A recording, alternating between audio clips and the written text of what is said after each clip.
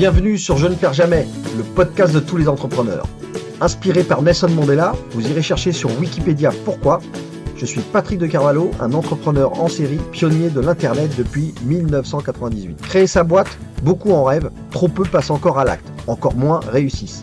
Pour se lancer, confirmer ou agir, il faut avoir soif d'apprendre. Il y a 1000 choses à faire, à savoir faire. Donner pour recevoir, partager, transmettre, voilà ce qui m'anime. Débutants ou chevronnés, nous sommes là tous ensemble pour exécuter, pour apprendre les uns des autres.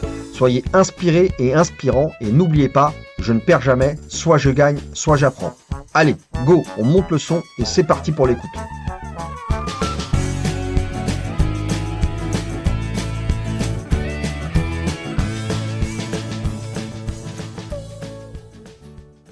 Et bonjour à tous, c'est Patrick de Carvalho du podcast Je ne perds jamais et puis je vous retrouve pour une nouvelle interview d'un entrepreneur qui est tout à fait atypique aujourd'hui. C'est quelqu'un qui a un parcours académique au niveau des études, longues études, bac+5, une école d'ingénieur généraliste, c'est l'ESIGELEC, et puis qui va enchaîner dans du très grand compte. Donc c'est plus de 20 ans de carrière en entreprise, très grosse société dans l'univers de l'énergie, on va voir ça. Il y a du Société Générale, il y a du Total Energy. C'est quelqu'un qui va avoir différents postes et qui va grimper jusqu'à des postes de direction générale de vraiment structures qui font énormément d'argent, qui ont beaucoup de collaborateurs. Et avant de tout simplement devenir lui-même un coach certifié. Séguin, bonjour Stéphane, je suis ravi de te recevoir sur le podcast. Bonjour Patrick et merci de m'accueillir sur ce podcast, avec plaisir. Bah, écoute, c'est un vrai plaisir. J'avoue que je suis un peu excité parce que, parmi les profils que je croise et que je rencontre au niveau de l'entrepreneuriat, j'ai beaucoup de petites structures, de start-up, parfois même de ce qu'on appelle de solopreneurs, et en fait, toi, avant d'arriver à ce principe, statut de solopreneur, eh bien, tu as quand même bourlingué, dans des très grosses structures. On évoquait juste avant en voix off, des petits jobs comme ça que tu as fait où, bon, tu avais à un moment donné la direction générale d'une petite boîte, hein, une petite filiale d'un grand compte qui faisait quand même jusqu'à 100 millions d'euros de chiffre. Donc c'est c'est quelque chose qui va nous donner un aperçu un petit peu dense et intense de ce qu'est voilà le business à cette échelle-là, parce que c'est quand même des choses dont on n'a pas d'ailleurs l'accès hein, tous les jours, de voir les coulisses ou d'entendre parler des coulisses de ces grosses machines avec ces énormes moyens. Stéphane, ce que je te propose, c'est l'exercice et parfois difficile ou stressant pour mes interviewés, mais c'est peut-être de toi-même te présenter. Comment tu te présenterais? Alors comment je me présenterai? Alors c'est marrant que tu aies parlé de mon côté atypique parce que pour moi, aujourd'hui, je suis solopreneur, donc je suis seul dans mon Dans entreprise ton entreprise? Ouais. et j'ai commencé par rejoindre, comme tu l'as très bien dit, la grosse structure, faire une carrière dans la grosse structure, avoir des postes divers et variés. Donc si je me présentais, je te dirais aujourd'hui, je suis un ex-dirigeant qui coach des dirigeants. Et c'est ça qui est... C'est pas mal, hein. C'est pas mal d'être un ex-dirigeant qui coach des dirigeants. Ouais, parce qu'en fait, Ça j'y aide. reviendrai, mais le coaching, c'est un art, c'est quelque chose que j'ai appris, je me suis formé, on m'a formé, mais avant, j'ai été coaché, et même encore avant, j'ai cru que le coaching, c'était un peu du bullshit.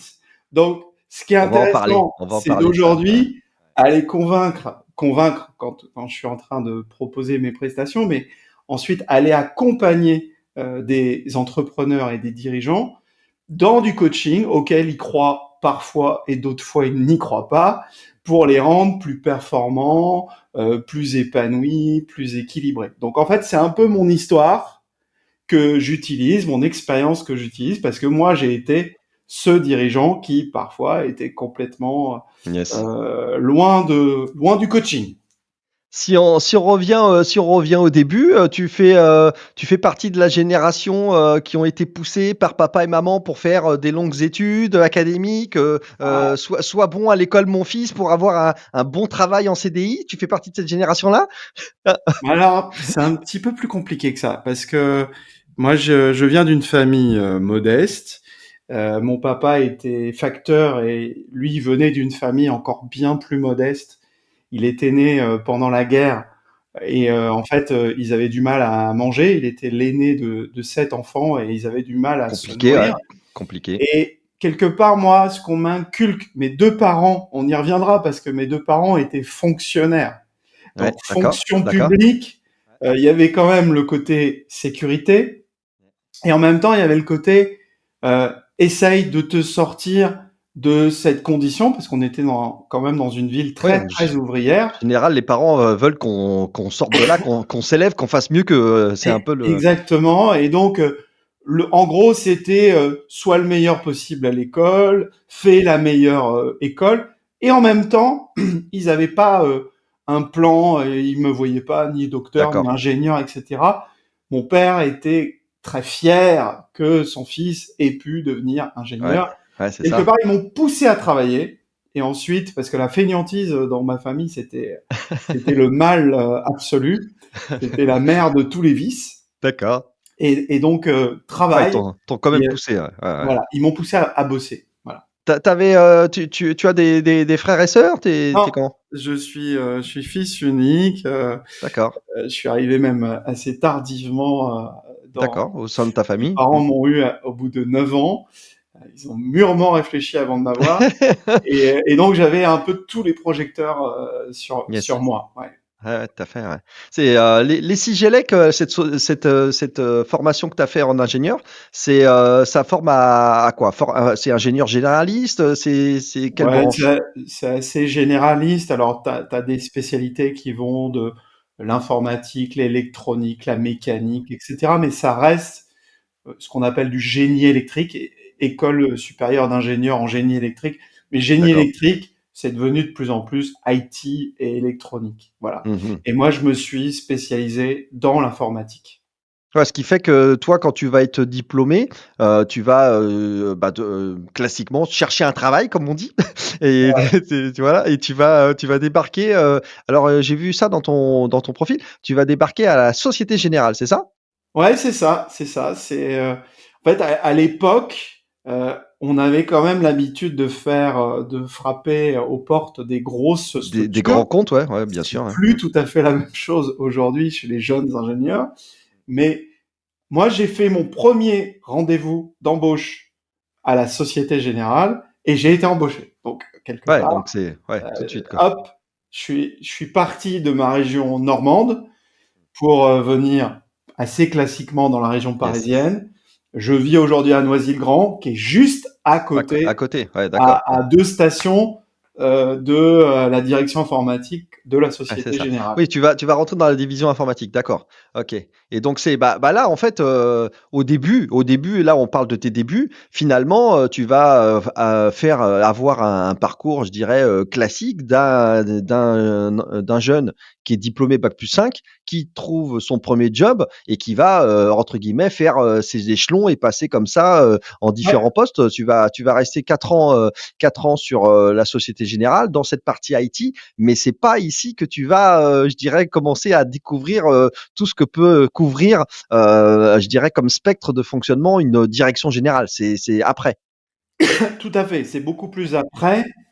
Mais ce que j'ai trouvé super intéressant et je pense que c'est plus ce qu'on fait aujourd'hui, en tout cas chez Total, c'est pas comme ça qu'on faisait. Mmh mh. Quand je suis arrivé à l'ESG, j'ai d'abord été codeur, j'étais développeur. D'accord, ouais, on t'a Et fait, donc, j'ai d'accord. développé, pour la petite anecdote, tu vois, j'arrive dans un bureau où il y avait plein de posters de rockers, de motards, il y avait des motos partout.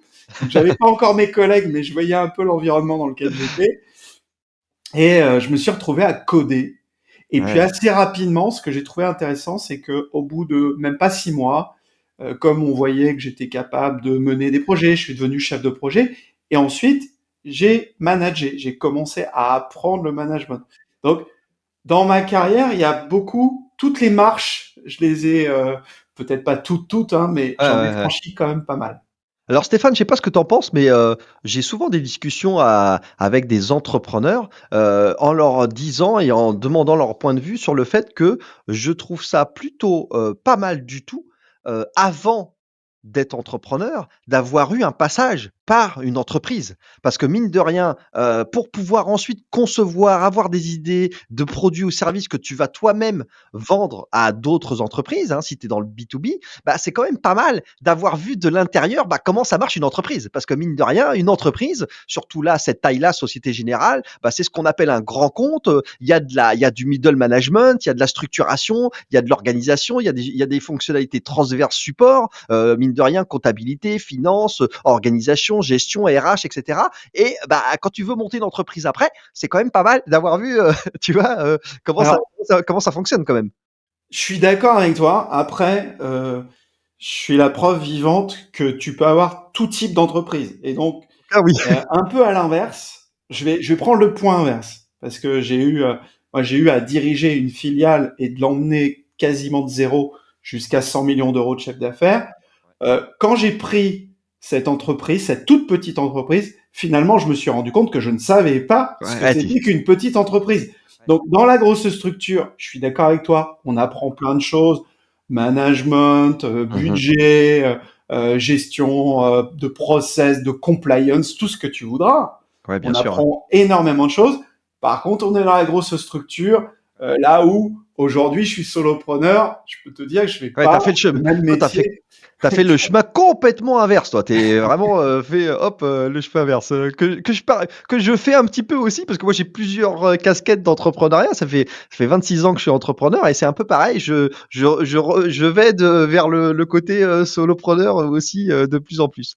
C'est intéressant. Non, en plus, il y a un truc que tu soulignes là et qui est quand même vrai, c'est que, mine de rien, quand tu es, dans un grand compte notamment, que tout est très structuré, finalement, tu as pas énormément, sauf si tu as des fonctionnalités, des fonctions de cadre et de management, eh bien, ça peut être l'effet inverse, c'est-à-dire qu'en fait, tu te rends pas compte des rouages de l'entreprise parce qu'il y a des fonctions support et transverses partout et en fait, tu pas à t'occuper, bah, de la RH, je sais pas, des fiches de paie, de la compta, de tout ce qui s'ensuit. Ça c'est des départements, des équipes qui sont là pour ça et finalement, quand toi-même tu deviens entrepreneur, tu crées ta boîte, là, tu découvres malheureusement que bah il y a tout à faire et que là, il y a pas les moyens financiers Alors, et structurels pour gérer tout ça. Et donc tu as là, c'est complètement raison. c'est Moi, la chance que j'ai eue, c'est d'exercer pendant 5 ans la fonction de directeur général d'une filiale toute nouvelle, qui était une ouais, filiale e-commerce.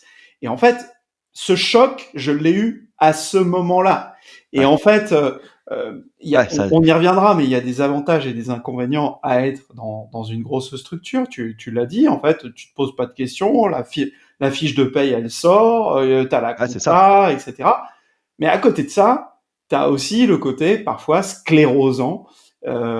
Et en fait, moi, j'étais un atypique très tôt. Je voulais changer beaucoup de choses. D'accord. Je voulais aller très vite. Je Ça voulais. aïe, aïe, aïe, ça a dû faire un peu de frottement là. Parce que dans des gros Il y a eu en fait pendant mes 25 ans de grands groupes, il y a eu que du frottement. parce que Ça ne veut pas dire que j'étais pas heureux dans ce que je faisais. J'étais très épanoui, mais j'étais toujours en train de bousculer la structure parce ouais, qu'elle me l'establishment, paraissait trop un petit lente. peu. Ouais, c'est ça. Ouais, c'est une grosse structure, c'est un paquebot, hein. C'est pas alors ça, ce qui va être intéressant peut-être que tu nous racontes, c'est justement, donc là, si je comprends bien, tu démarres toi avec Société Générale dans l'IT pendant 4 ans et c'est à ce moment-là que tu vas, hop, changer, pour aller dans cette, filiale, dont tu vas prendre la direction générale? Non, non, non, là c'est dans la chronologie en fait. Moi, j'aimais beaucoup la philosophie de la Société Générale, la banque était très carrée. Moi, j'ai été rapidement responsable D'une d'applications qui équipe? étaient assez sensibles, puisque D'accord, j'étais ouais. responsable des distributeurs de Ah billets ah oui, oui, c'est sensible, français. oui. Bon, voilà. Et puis de tout le service d'autorisation de paiement. Et c'était assez sensible. Hein. Des Ouais, fois, ouais, tu avais bah, des appels d'hommes politiques, de dirigeants qui avaient des problèmes avec le paiement de leur kérosène ou je sais pas trop quoi. Bon, donc j'ai commencé par un domaine qui était assez punchy. Par contre, à la Société Générale, quand tu rentrais dans l'informatique, on t'expliquait que tu finirais ta carrière, ah oui, c'est ça. carrière c'est quand même long, Ouais, dans c'est long. l'informatique. Ouais. Et moi, ça me satisfaisait pas parce qu'en fait, j'avais envie de passer du côté maîtrise d'ouvrage, du côté D'accord, du ouais, ouais, bien sûr, métier, je du côté comprends. du besoin. Et là, j'ai eu, pareil, j'ai pas eu besoin de chercher. Total m'a proposé, m'a chassé. J'ai été chassé par un chasseur. Et ce chasseur m'a proposé de rentrer chez Total. Et la promesse, une des promesses, c'était d'avoir des métiers hyper variés. Et le type qui m'a reçu chez Total, qui était un DRH chez Total, il en était la preuve vivante. C'était un géologue D'accord, waouh. qui était DRH et qui avait été attaché de presse du président Jaffray, c'est-à-dire du président de Elf. Et donc, il me disait, voilà ce qui Ouais, t'attend. moi, j'ai débarqué, au niveau des relations presse, Voilà. Donc, voilà ce qui t'attend.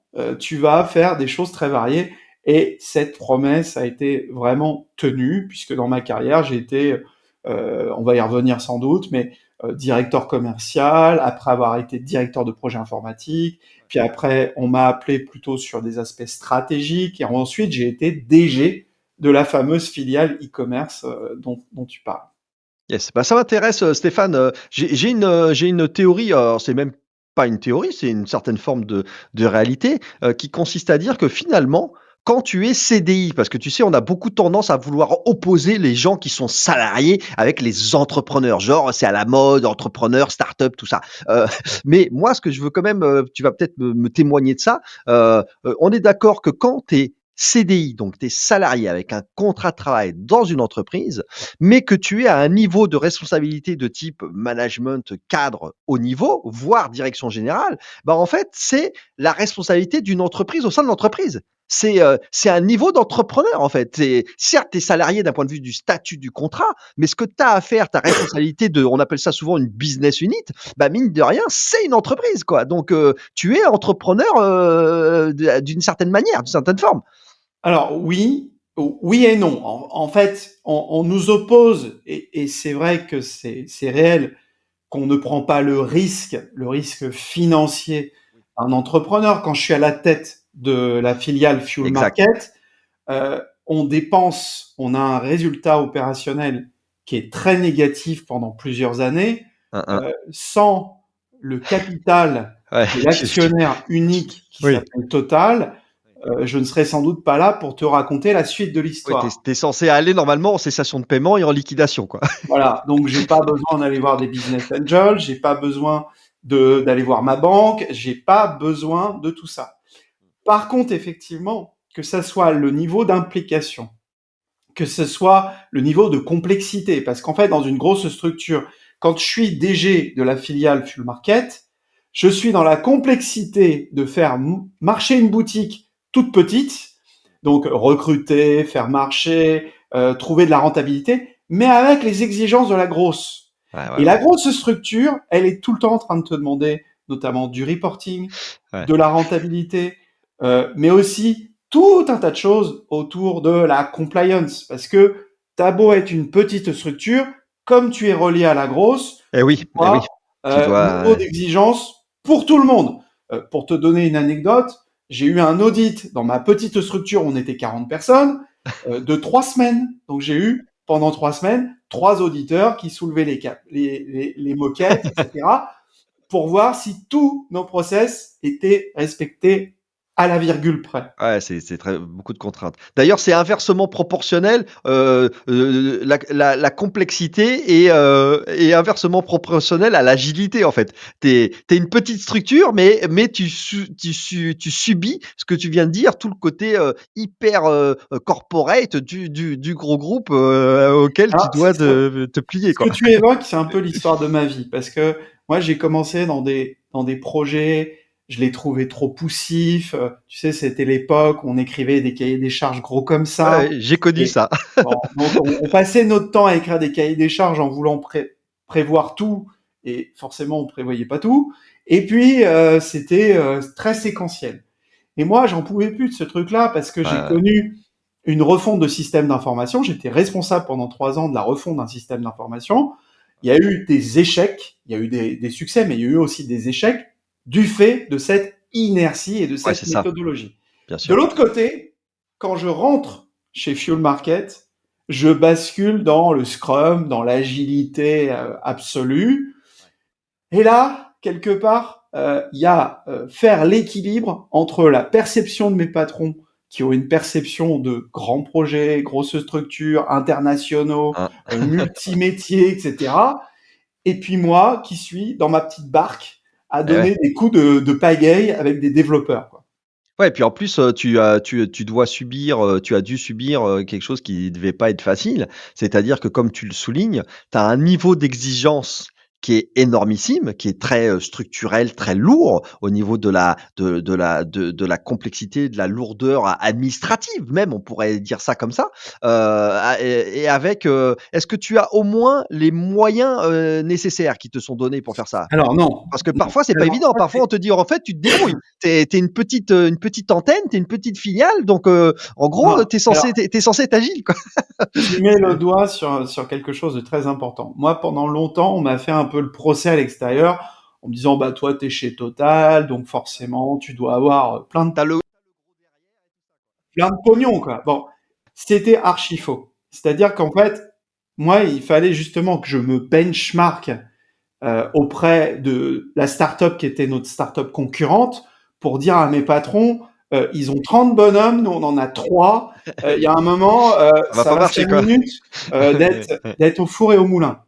Eh oui, Et eh le oui. truc aussi très intéressant, c'est que quand j'ai pris la direction de Fuel Market, bah, on s'est aperçu qu'il fallait faire des petites payes. Ah mince, on savait pas faire. Il fallait recruter sans passer par le recrutement du Hein. groupe. Il fallait acheter, mais Si tu acheter leur les dis, «J'ai une prestations. facture à émettre, mais je veux pas la faire Voilà, avec SAP», c'est pas possible, hein. voilà, exactement. Donc, il va y avoir quelque part, je vais être un peu écartelé Ouais, ouais. entre attends, réinvente pas l'eau chaude, mais en même temps, je suis obligé de la réinventer parce qu'on ne la connaît pas à cette taille d'entreprise. Donc, je vais même devenir un laboratoire, mais au départ, je suis un empêcheur de tourner en rond. Ouais. C'est-à-dire que mes Tu es le hiérarchies poil me à disent, gratter, toi. Toi, tu es le poil à voilà, gratter. C'est arrête de nous emmerder, fais le RH comme on le fait, fais la compta comme on le fait, mais c'est pas c'est pas possible. possible. Ouais, c'est pas possible. Et je ne peux même pas recruter comme Total le fait, puisque Hein. je vais recruter des développeurs, ce que Total ne sait pas recruter. Oui, Donc en fait, c'est voilà. ouais, donc ouais, ouais, tout à fait. Alors ça me fait penser, ça m'a f j'ai eu une fulgurance qui vient de m'échapper. Alors il faut que je la retrouve, parce que, ah si, ça y est, je l'ai. C'est que ce que tu nous racontes, cette espèce de tsunami et puis d'opposition entre l'agilité, le côté commando, mais tu fais partie d'une très grosse armée. C'est quelque chose qui va être en plus doublé d'une couche supplémentaire, tu vas me dire si je me trompe, qui est que en plus tu baignes dans de la transformation numérique. Et là, les grands comptes, bah, c'est le Titanic, quoi. C'est-à-dire que l'iceberg, il arrive là, mais ouais, comment on fait pour tourner? Bah ouais, bah, il faut tourner, mais il faut 5 kilomètres pour tourner, quoi, pour prendre 4 degrés d'angle. Alors Donc l'iceberg, on va se le prendre dans la tronche, quoi. Et il y a toi, t'es encore ça. plus. Toi, t'es Fuel Market, je crois que c'est la filiale e-commerce Ouais, du Fuel, là. Et ouais. bah, tu es sur le digital, quoi. Tu es sur l'e-commerce. Donc c'est ce que tu viens de nous dire, c'est super. C'est déjà un premier niveau de complexité, mais en plus, tu as tout le problème de la transformation digitale du grand compte qui comprend plus ou moins bien, plus ou moins vite, et plutôt moins que plus, ce qui est Alors en train de là, se t'as passer. un vrai plat de spaghettis. Ouais, j'ai mis le doigt dans quelque chose là. Ouais, ouais, tu mis le Ouais, doigt dans quelque chose. C'est-à-dire, t'as la première difficulté, c'est la perception des filiales historiques. Les filiales historiques qui vendent du fuel chez Total, elles ont à l'époque 3000 personnes qui sont sur la route, qui n'ont rien demandé, qui sont dans 6 filiales différentes. Et en gros, tu reçois des coups de fil et tu envoies un livreur. Ok, c'est d'accord. comme ça. Donc déjà, venir remettre en cause les process Yes. d'entreprises qui ont Depuis 30 ans, 20 ans. 40 ans, parce qu'avant, elles vendaient du charbon. Là, tu viens déjà bousculer un ordre établi avec des syndicats, des machins, des Ouais, trucs. Bon, je veux bien croire. donc première grande difficulté. Deuxième grande difficulté, c'est on mélange à l'époque l'informatique et le digital. Ce qui est Donc c'est bien de faire la nuance. Tu as voilà. raison, Donc Stéphane. là, on a un gros problème. Ouais, ouais. C'est vraiment allô Houston, on a un gros problème. Ouais, Donc, exactement. qu'est-ce qui se passe avant que j'arrive? Parce que j'ai pas créé Fuel Market. Il se passe que on lance un projet un peu plus rapide que d'habitude et c'est plutôt bien fait. Mais en fait, on dit, tiens, le site internet, on te le donne maintenant, il n'y a plus rien à faire. Quand Et tu dis là, plus rapide, c'est genre 18 mois ou ouais, alors déjà, à l'époque, on va dire qu'ils ont fait en 6 mois, ce qui était Ah, waouh! Et héroïque. ouais, c'est fou, quoi. Pour eux, c'est fou, hein. Donc, ça, c'était le premier épisode. Mais dans l'esprit d'une structure, à l'époque en tout cas, comme Total, c'est bon, bah, c'est bon, l'IT, c'est bon, c'est fait. Et là, je vais commencer à apprendre le SEO, Eh oui, les l'évolution, usages, le côté l'ergonomie, itératif, le côté UX, etc.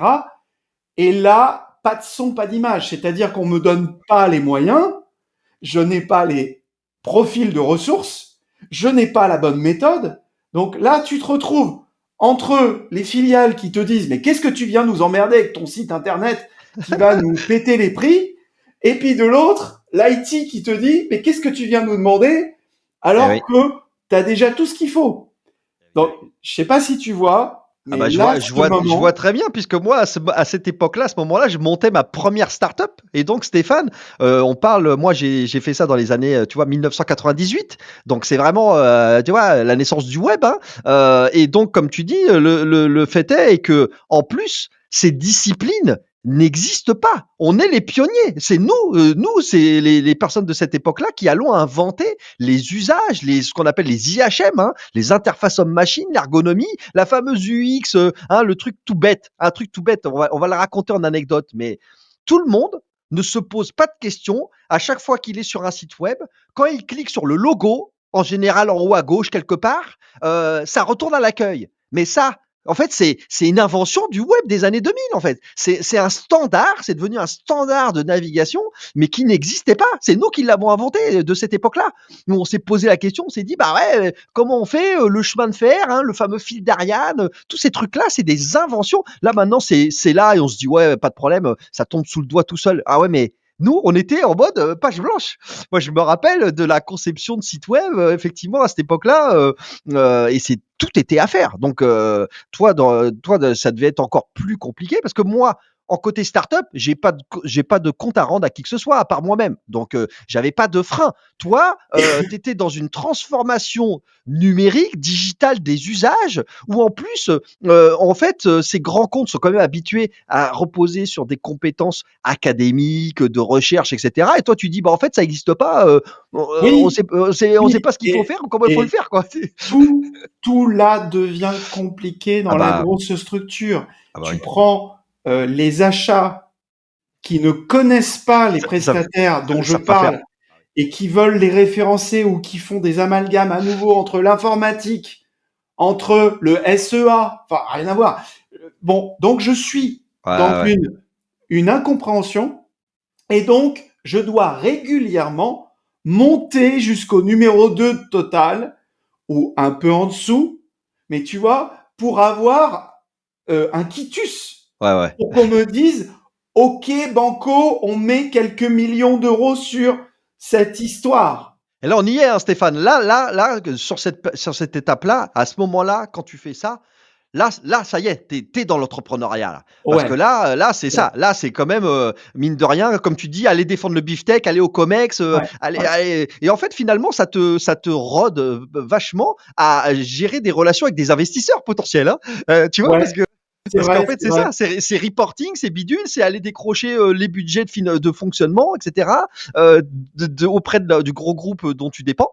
Donc, c'est exactement là, c'est pour le coup, c'est un apprentissage d'entrepreneur. Et c'est de la vente qu'on imagine simple parce qu'on se dit ouais mais bon c'était ses boss etc. Mais non Ouais. c'était hyper difficile parce que il y avait beaucoup de politique, il y avait beaucoup de vents contraires. Bien sûr, bien sûr. J'avais des directeurs en plus, tu vois, moi j'étais plus jeune qu'aujourd'hui. Aujourd'hui j'ai 50 balais, bah, j'en avais facilement 10 de moins. Quand je venais expliquer à des directeurs qui avaient 55 ans des choses qu'ils ne comprenaient vraiment pas, Bien tu sûr, vois, bien sûr. par exemple, comment apparaître sur Google en référencement naturel, je peux te dire, j'y ai mis toute mon énergie. Parce qu'à l'époque, euh, comprendre qu'il fallait produire du contenu, moi, on me disait, tu produiras pas de contenu. Il faut pas que tu t'exprimes ni dans la presse, ni rien du tout. Ah oui, mais moi, je peux pas. Je ne peux pas faire vivre un site e-commerce sans produire de Bien contenu. sûr, c'est la mécanique, elle se met déjà en place à cette époque-là. D'ailleurs, en Voilà. ce moment, Stéphane, on est en 2024 là, pour ceux qui veulent situer un peu historiquement, cet épisode, qui va avoir une présence éternelle, en numérique. On est quand même, en ce moment, tu le vois bien, en train de revenir entre guillemets à des premières amours du web. On ressort les blogs, on ressort les newsletters, on ressort tout ça, mais en fait, ça, c'est des trucs de l'époque du web des années 2000 en fait. Tu vois, je veux dire, faire des blogs, faire du contenu, faire de la newsletter. En fait, au web 1.0, on était déjà dans ce qu'on fait maintenant. Là, maintenant, on est sur des stratégies on appelle ça de copywriting, de rédaction de contenu, de référencement naturel avec toutes les techniques de inbound marketing. Alors, je traduis, c'est créer du contenu, faire des choses qui attirent les prospects et qu'on oppose à l'outbound marketing qui consiste à aller chercher les clients. Et donc on fait tout ça, toutes ces techniques d'écriture et de contenu datent du web. Tu as dû avoir, toi, sûrement de la newsletter que tu avais créé, lancé, peut-être du blog aussi, de la création de contenu déjà à l'époque. Oui, au départ, Fuel Market avait son blog et tout l'enjeu, ça a été quand même, tu vois, le fuel, on en reparlera parce que c'était quand même pas évident de Non, vendre du fuel sur Internet. non c'est Ça a été d'abord de produire beaucoup de contenu, on a été numéro un très rapidement en SEO, mais de maintenir tout ce contenu qu'on produisait. Et Mmh. puis après, je vais y revenir, mais je vais peut-être directement y aller. Ce qui a été le plus important et le plus excitant, c'est qu'en fait, on a réinventé le métier, mais sans le dire. C'est-à-dire que, pour te donner un cas d'usage, je vais pas t'emmener trop loin dans la vente de fuel. Mais quand j'arrive comme DG de Fuel Market, je m'aperçois d'un truc. Bon, première chose dont je m'aperçois, on est trois pour faire du marketing, du commerce, de l'IT. Bon, ok. Ça semble un peu compliqué. La deuxième chose dont je m'aperçois, c'est que les trois sont en train de se faire insulter au téléphone. Ils se font insulter au téléphone. Pourquoi? Parce qu'il y a quelqu'un qui est venu acheter du fuel en ligne, qui a donné OK. sa carte bancaire, et on n'a pas été foutu de lui dire quand est-ce qu'on vient lui livrer ce fuel? Alors que, je ne sais pas si tu vois ce que c'est que le fuel domestique, mais tu as intérêt d'être chez toi, Bah ça oui, se tu as la citerne qui prépare. débarque quoi, tu as le camion qui débarque avec la citerne avec, Exactement. Donc, en termes de cas d'usage, ouais, ouais, là on c'est a fait le truc à l'envers, c'est-à-dire qu'on a fait un front web, mais on a dit, il y a les filiales qui ont dit, moi j'en sais rien, quand est-ce que je vais lui livrer, il verra bien, je le préviendrai, machin. Donc en fait, on a ouais, ouais, ouais. greffer du e-commerce sur des process qui sont différents. On va pas les qualifier autrement. Ouais, ouais, puis, Et ouais, je c'est t'emmène en accéléré, mais ça s'est passé par plein d'étapes. À la fin, le client, bien sûr, il choisit son créneau de livraison. Et quand il choisit son créneau de livraison, on a toute une moulinette qui va calculer un prix en fonction des capacités logistiques d'accord. de la filiale, parce que c'est très compliqué d'organiser une Ouais. tournée. Est-ce qu'il y De, a voilà, est-ce qu'il y a les voilà, réserves, d'optimiser d'ailleurs la tournée aussi. voilà. Et donc, Heu, on en arrive à devenir le système qui d'ailleurs va être répliqué dans les filiales, y compris par téléphone, parce que les d'accord, ouais. filiales finissent par dire, mais nous, on veut aussi de ce truc-là. Et Ouais. donc, on fait du yield management à la fin de Hein. l'histoire, mais en passant par des étapes Je veux bien croire. Je incroyables. Ah ça c'est sûr que ça je m'y projette parce que finalement moi j'étais dans cette bourrasque de bouleversement du web, des usages.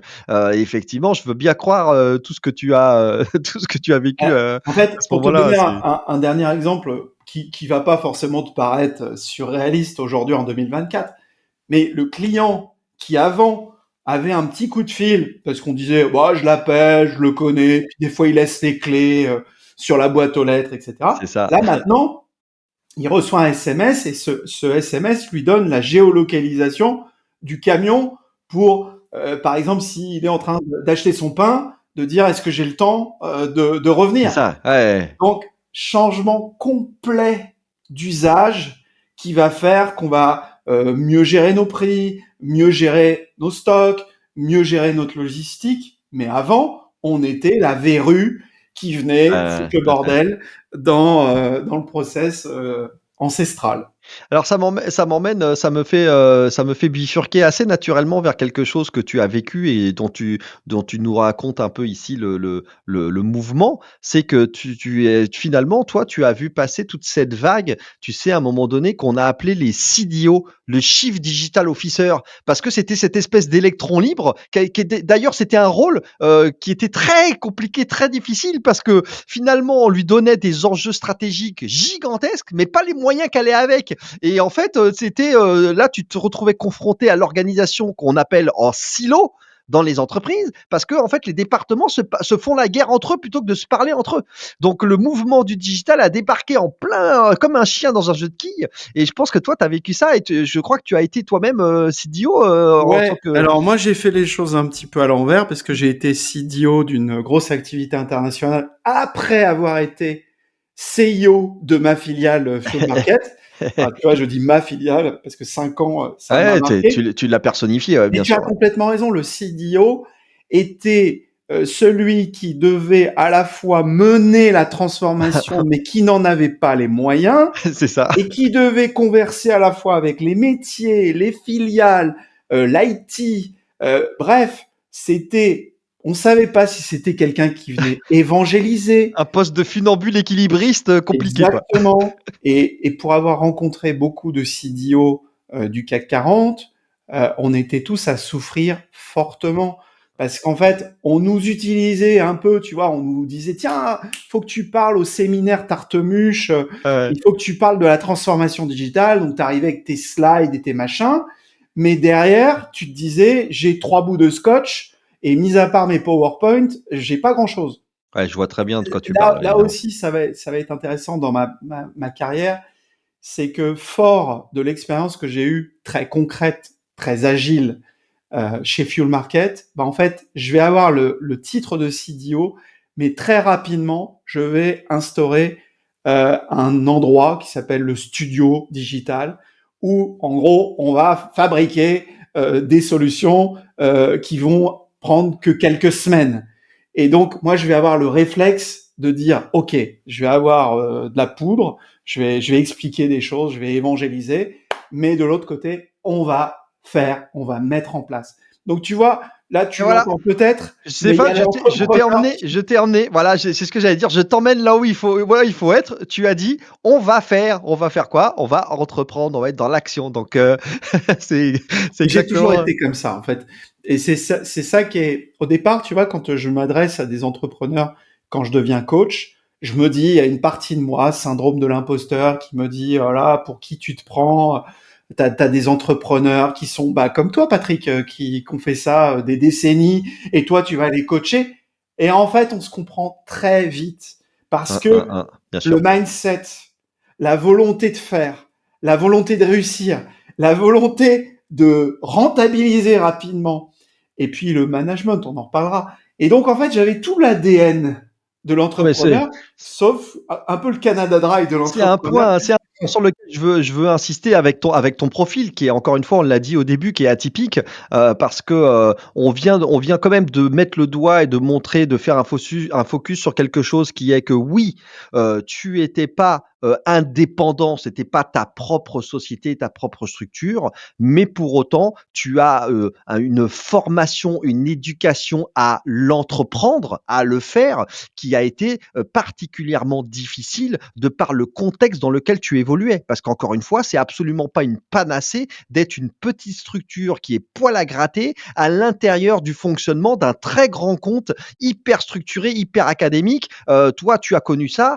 Moi aussi, au niveau niveau d'être fournisseur des petites structures, en tant que petite structure auprès des grands comptes, mais c'est juste un enfer sur terre. Le SAP qui tous les étés te dit je pars en maintenance, aucune facture n'est payée jusqu'à septembre, ça t'as connu. Ou alors il n'y a pas le numéro qui va bien XY dièse Z et ça fait 3 mois que votre facture elle est coincée, on ne sait pas où, dans les limbes de SAP, etc.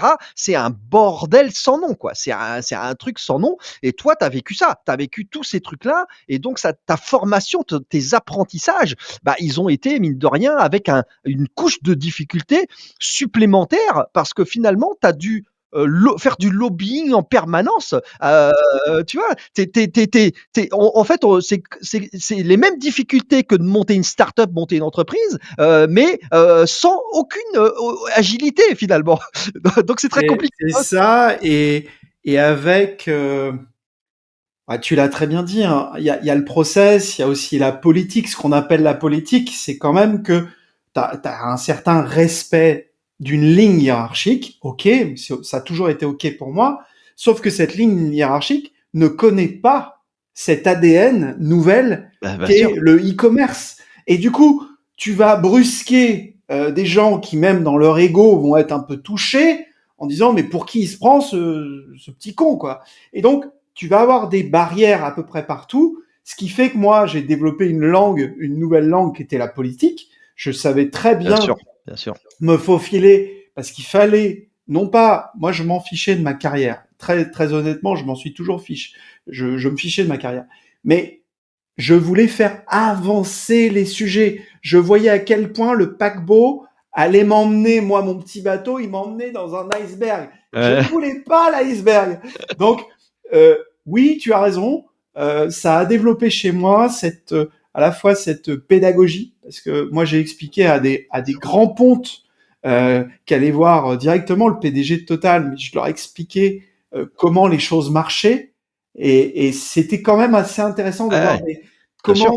comment s'y prendre pour Oui, et convaincre ces puis en personnes-là. plus, bon, on leur reverra pas l'épisode hein, aux gens de chez Total Energy. Non, non, mais il n'y a pas de problème. Ils le trouveront peut-être. Mais en plus, ce qu'on peut dire aussi, c'est que il y a grands comptes et grands comptes. Il y a des grands comptes qui sont des grosses structures, mais sur des secteurs d'activité qui sont peut-être plus agiles, tu vois, innovants. Là, toi, on parle de Total Energy, quoi. Enfin, Total, c'est un groupe industriel très très lourd. C'est pas du tout le même type de grand compte. Oui, Tu il y, vois, il y avait c'est pas évident non plus ça. il y avait une difficulté encore supplémentaire effectivement Puis par comme tu rapport dis, à c'est mes lié à la politique à très haut niveau. Je veux dire là, le très hauts niveau de niveaux. Total, Mais tu c'est as raison, par rapport à mes petits camarades, parce que moi j'ai fait beaucoup de networking avec d'autres personnes qui faisaient de la transformation digitale dans d'autres grosses structures parce qu'on s'entraidait.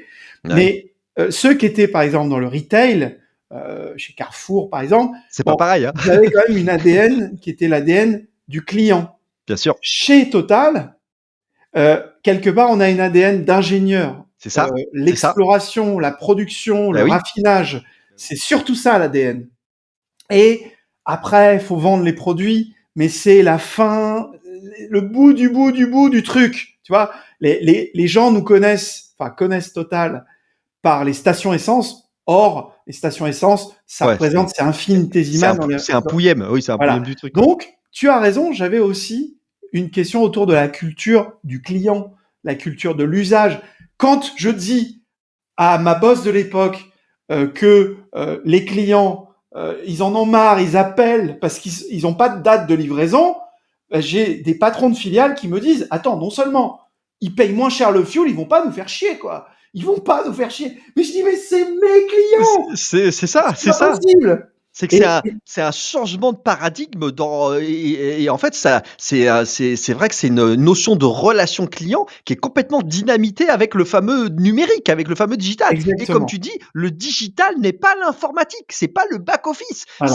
c'est des usages, c'est un mode de fonctionnement, c'est pas Alors, pareil. ce qui va beaucoup m'aider, en fait, je vais prendre le modèle mental et ça me fait beaucoup penser au coaching, c'est-à-dire je vais, au lieu de vouloir contrer un modèle, je vais épouser ce modèle. Ouais, Et essayer donc, de épouser ce modèle, c'est c'est clair. par exemple, chez Total, on faisait des plans long terme à 10 ans. Il J'allais fallait j'allais qu'on di j'allais sache dire ça. non, on était à 10 ans. Bon. Et quand on a commencé à imaginer le bordel qu'allait créer la En cascade, digitalisation, en cascade, en boule de neige. voilà. Et donc, il y a eu des modèles. Alors, les modèles étaient, c'est un plan long terme. Donc, les modèles, il y avait différents modèles. Mais il y en a certains qui disaient, mais dans 10 ans, il y aura toujours pas de digital. Ah si, ah si. Ah là, Et c'est donc, un c'est en prenant des exercices, excuse-moi, mais chiants, bien comme les sûr, plans long terme, parce que bien les sûr. plans long terme, certains ne savent pas ce que c'est, mais c'est 4 à 6 mois de boulot. C'est une Bon, tannée, c'est une tannée, ouais. c'est un truc de dingue. Donc, j'ai utilisé ces plans long terme pour qu'ils commencent à Ouais, introduire, à se projeter en fait, à projeter, voilà, à mmh, se projeter et à prendre la responsabilité, éventuellement, de ne de mettre la tête dans le sable, mais ils étaient obligés de le dire. Et ils n'ont pas pu le dire à 10 ans. C'était pas ouais. possible. Et du coup, c'est en utilisant des plans long terme qui étaient vraiment une tannée qu'on a pu se dire bon, ok, il faut mettre du fric sur cette filiale. Ouais. Il va falloir qu'ils recrutent des gens. Et ça a été Je vois pied très à bien, hein. pied. Tu sais, tu disais tout à l'heure que j'avais un long parcours entrepreneurial, c'est vrai. Et j'ai commencé moi à bosser, très jeune en fait, des jobs d'été et cetera et figure-toi que je connais plutôt très bien le secteur, de l'énergie parce que, figure-toi que j'ai, fait, plusieurs, jobs d'été, chez Fina, qui était le groupe belge Petrofina, avec, Exactement. avec Elf et moi, Et qui j'étais a au fusionné marketing, avec tu vois? Total. Je suis passé par le marketing d'un pétrolier, donc je vois très bien ce que tu veux parler. Ça me parle, tu vois? Comme si j'y étais. Tous les départements, le lobbying politique, je te dis même pas, nous, à l'époque, moi, j'étais au marketing, mais le marketing, c'est un peu comme le digital, c'est-à-dire faire passer, des idées marketing, dans un truc qui est hyper industriel, tu vois? Hyper figé. C'est pas toujours, évident, notamment du côté des ventes, hein, les changements de paradigme sur les techniques de vente aussi, et cetera. Donc, ouais, ça me parle très bien ton parcours. Alors, c'est marrant, Patrick, que tu parles de Fina, parce que quand je suis rentré chez Total, en fait, Total venait de fusionner avec Fina. Et donc, ça s'appelait Total Fina. C'est ça, Et quelques mois plus tard, a fusionné avec Elf. Elf, Total exactement, Fina Elf. Bon. c'est ça. Et donc, moi, je suis rentré plus précisément, je suis rentré avec un statut Total Fina Elf. Et là, ça a D'accord, été aussi très intéressant parce que quand 3 structures qui n'étaient pas de taille équivalente. ah bah Total non. et Elf, oui. Oui, mais Fina, pas Fina. Fina, c'était le petit belge, hein, c'était un voilà, petit c'était groupe le petit belge. pétrochimique, c'était un petit Voilà, acteur, ouais, ouais. c'était plus petit. C'était le co Là, ça c'était a la été start-up, c'était la start-up du pétrole, en fait. c'est C'était un ça. peu Et là, ça a été intéressant aussi de vivre le rapprochement de process qui ouais, semblait évident aux uns et aux autres, le rapprochement des systèmes, le rapprochement de la data, les conduites du changement, enfin, voilà. ouais, Donc, tu en fait, été, moi, j'ai toujours été dans de la transformation. On parle de transformation digitale à la fin de ma carrière de salarié, mais en fait, j'ai toujours été dans la transformation. Et c'est d'accord, ouais. d'ailleurs, on va peut-être y revenir, c'est ma passion. C'est de transformer les systèmes, les commerces, les activités et les personnes. Et du coup, tu vas voir progressivement le lien Bien avec sûr, le coaching. C'est que pour moi, on est dans un monde en profonde transformation. Il n'y a pas que moi qui le dis. On est ouais, dans un ça monde VUCA avec beaucoup de vulnérabilité et d'instabilité. Et ce monde exige qu'on se réinvente en permanence. tout à Et, fait. et, et quelque part, j'ai un peu bac plus 12 de transformation et de C'est pas réinvention. c'est tout à fait vrai ce que tu dis, c'est-à-dire que en fait, les contextes et les environnements dans lesquels tu as évolué ont fait que ton acquisition d'expérience et d'expertise, en fait, elle a un coefficient multiplicateur. parce que c'est pas comme si tu faisais des années normales entre guillemets. C'est-à-dire que comme tu es confronté à de telles complexités d'organisation, de structuration et de mise en place de projets, avec comme tu dis carrément la défense des dossiers auprès des plus hautes instances de l'entreprise, eh ben en fait ça te forme et ça te rôde de manière hyper accélérée et hyper intense à tous ces sujets-là. Donc effectivement, comme tu dis, tu as un effet là totalement multiplicateur de ta compétence et de l'expertise. Ouais. Moi, j'ai vécu un peu ça dans l'univers des télécoms, puisque moi, j'ai fait un passage par Orange France Télécom en tant que, tu vois, en tant que consultant. J'étais déjà entrepreneur à l'époque, mais j'étais consultant et j'intervenais chez Orange. Et donc, j'ai vécu dans un autre secteur d'activité ce que tu racontes là. Très gros compte, France Télécom, très grosse structure, Orange, les bouleversements en interne, avec les métiers à transformer, etc. Bah, c'est exactement ce que tu dis.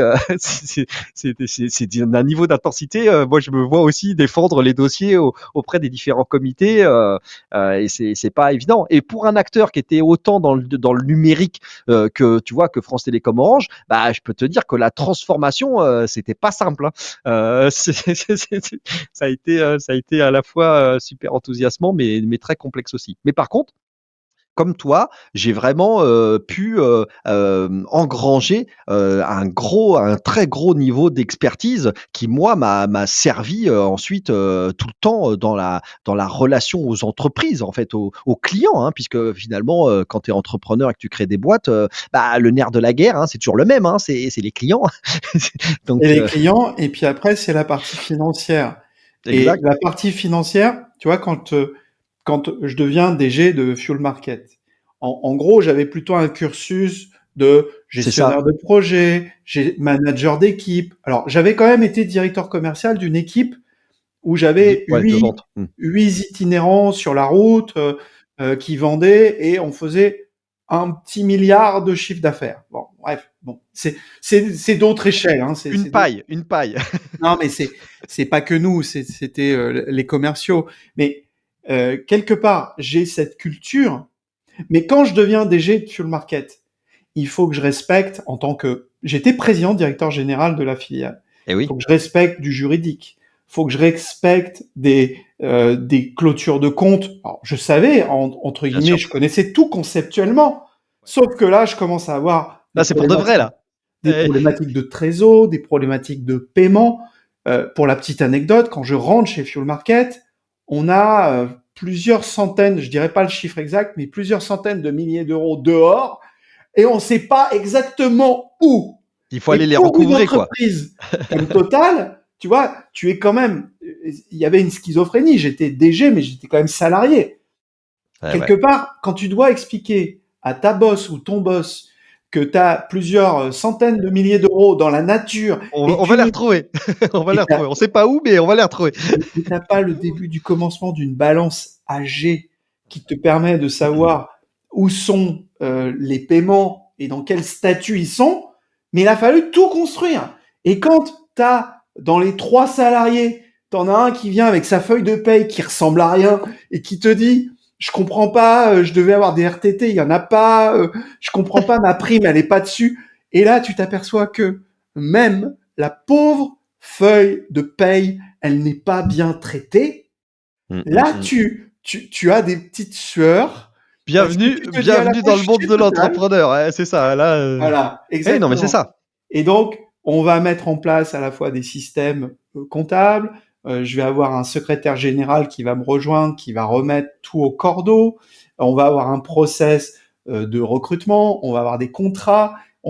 Mais quelque part, les gens imaginent, bah, le mec, c'est quand même cool. Il arrive, il est chez Total, il a plein de pognon. On lui donne. Non, j'ai tout créé, enfin tout avec mon équipe. Je vois On a bien, tout bien sûr, créé bien sûr. entièrement, C'est bien ça, tout, entreprendre. Bien sûr.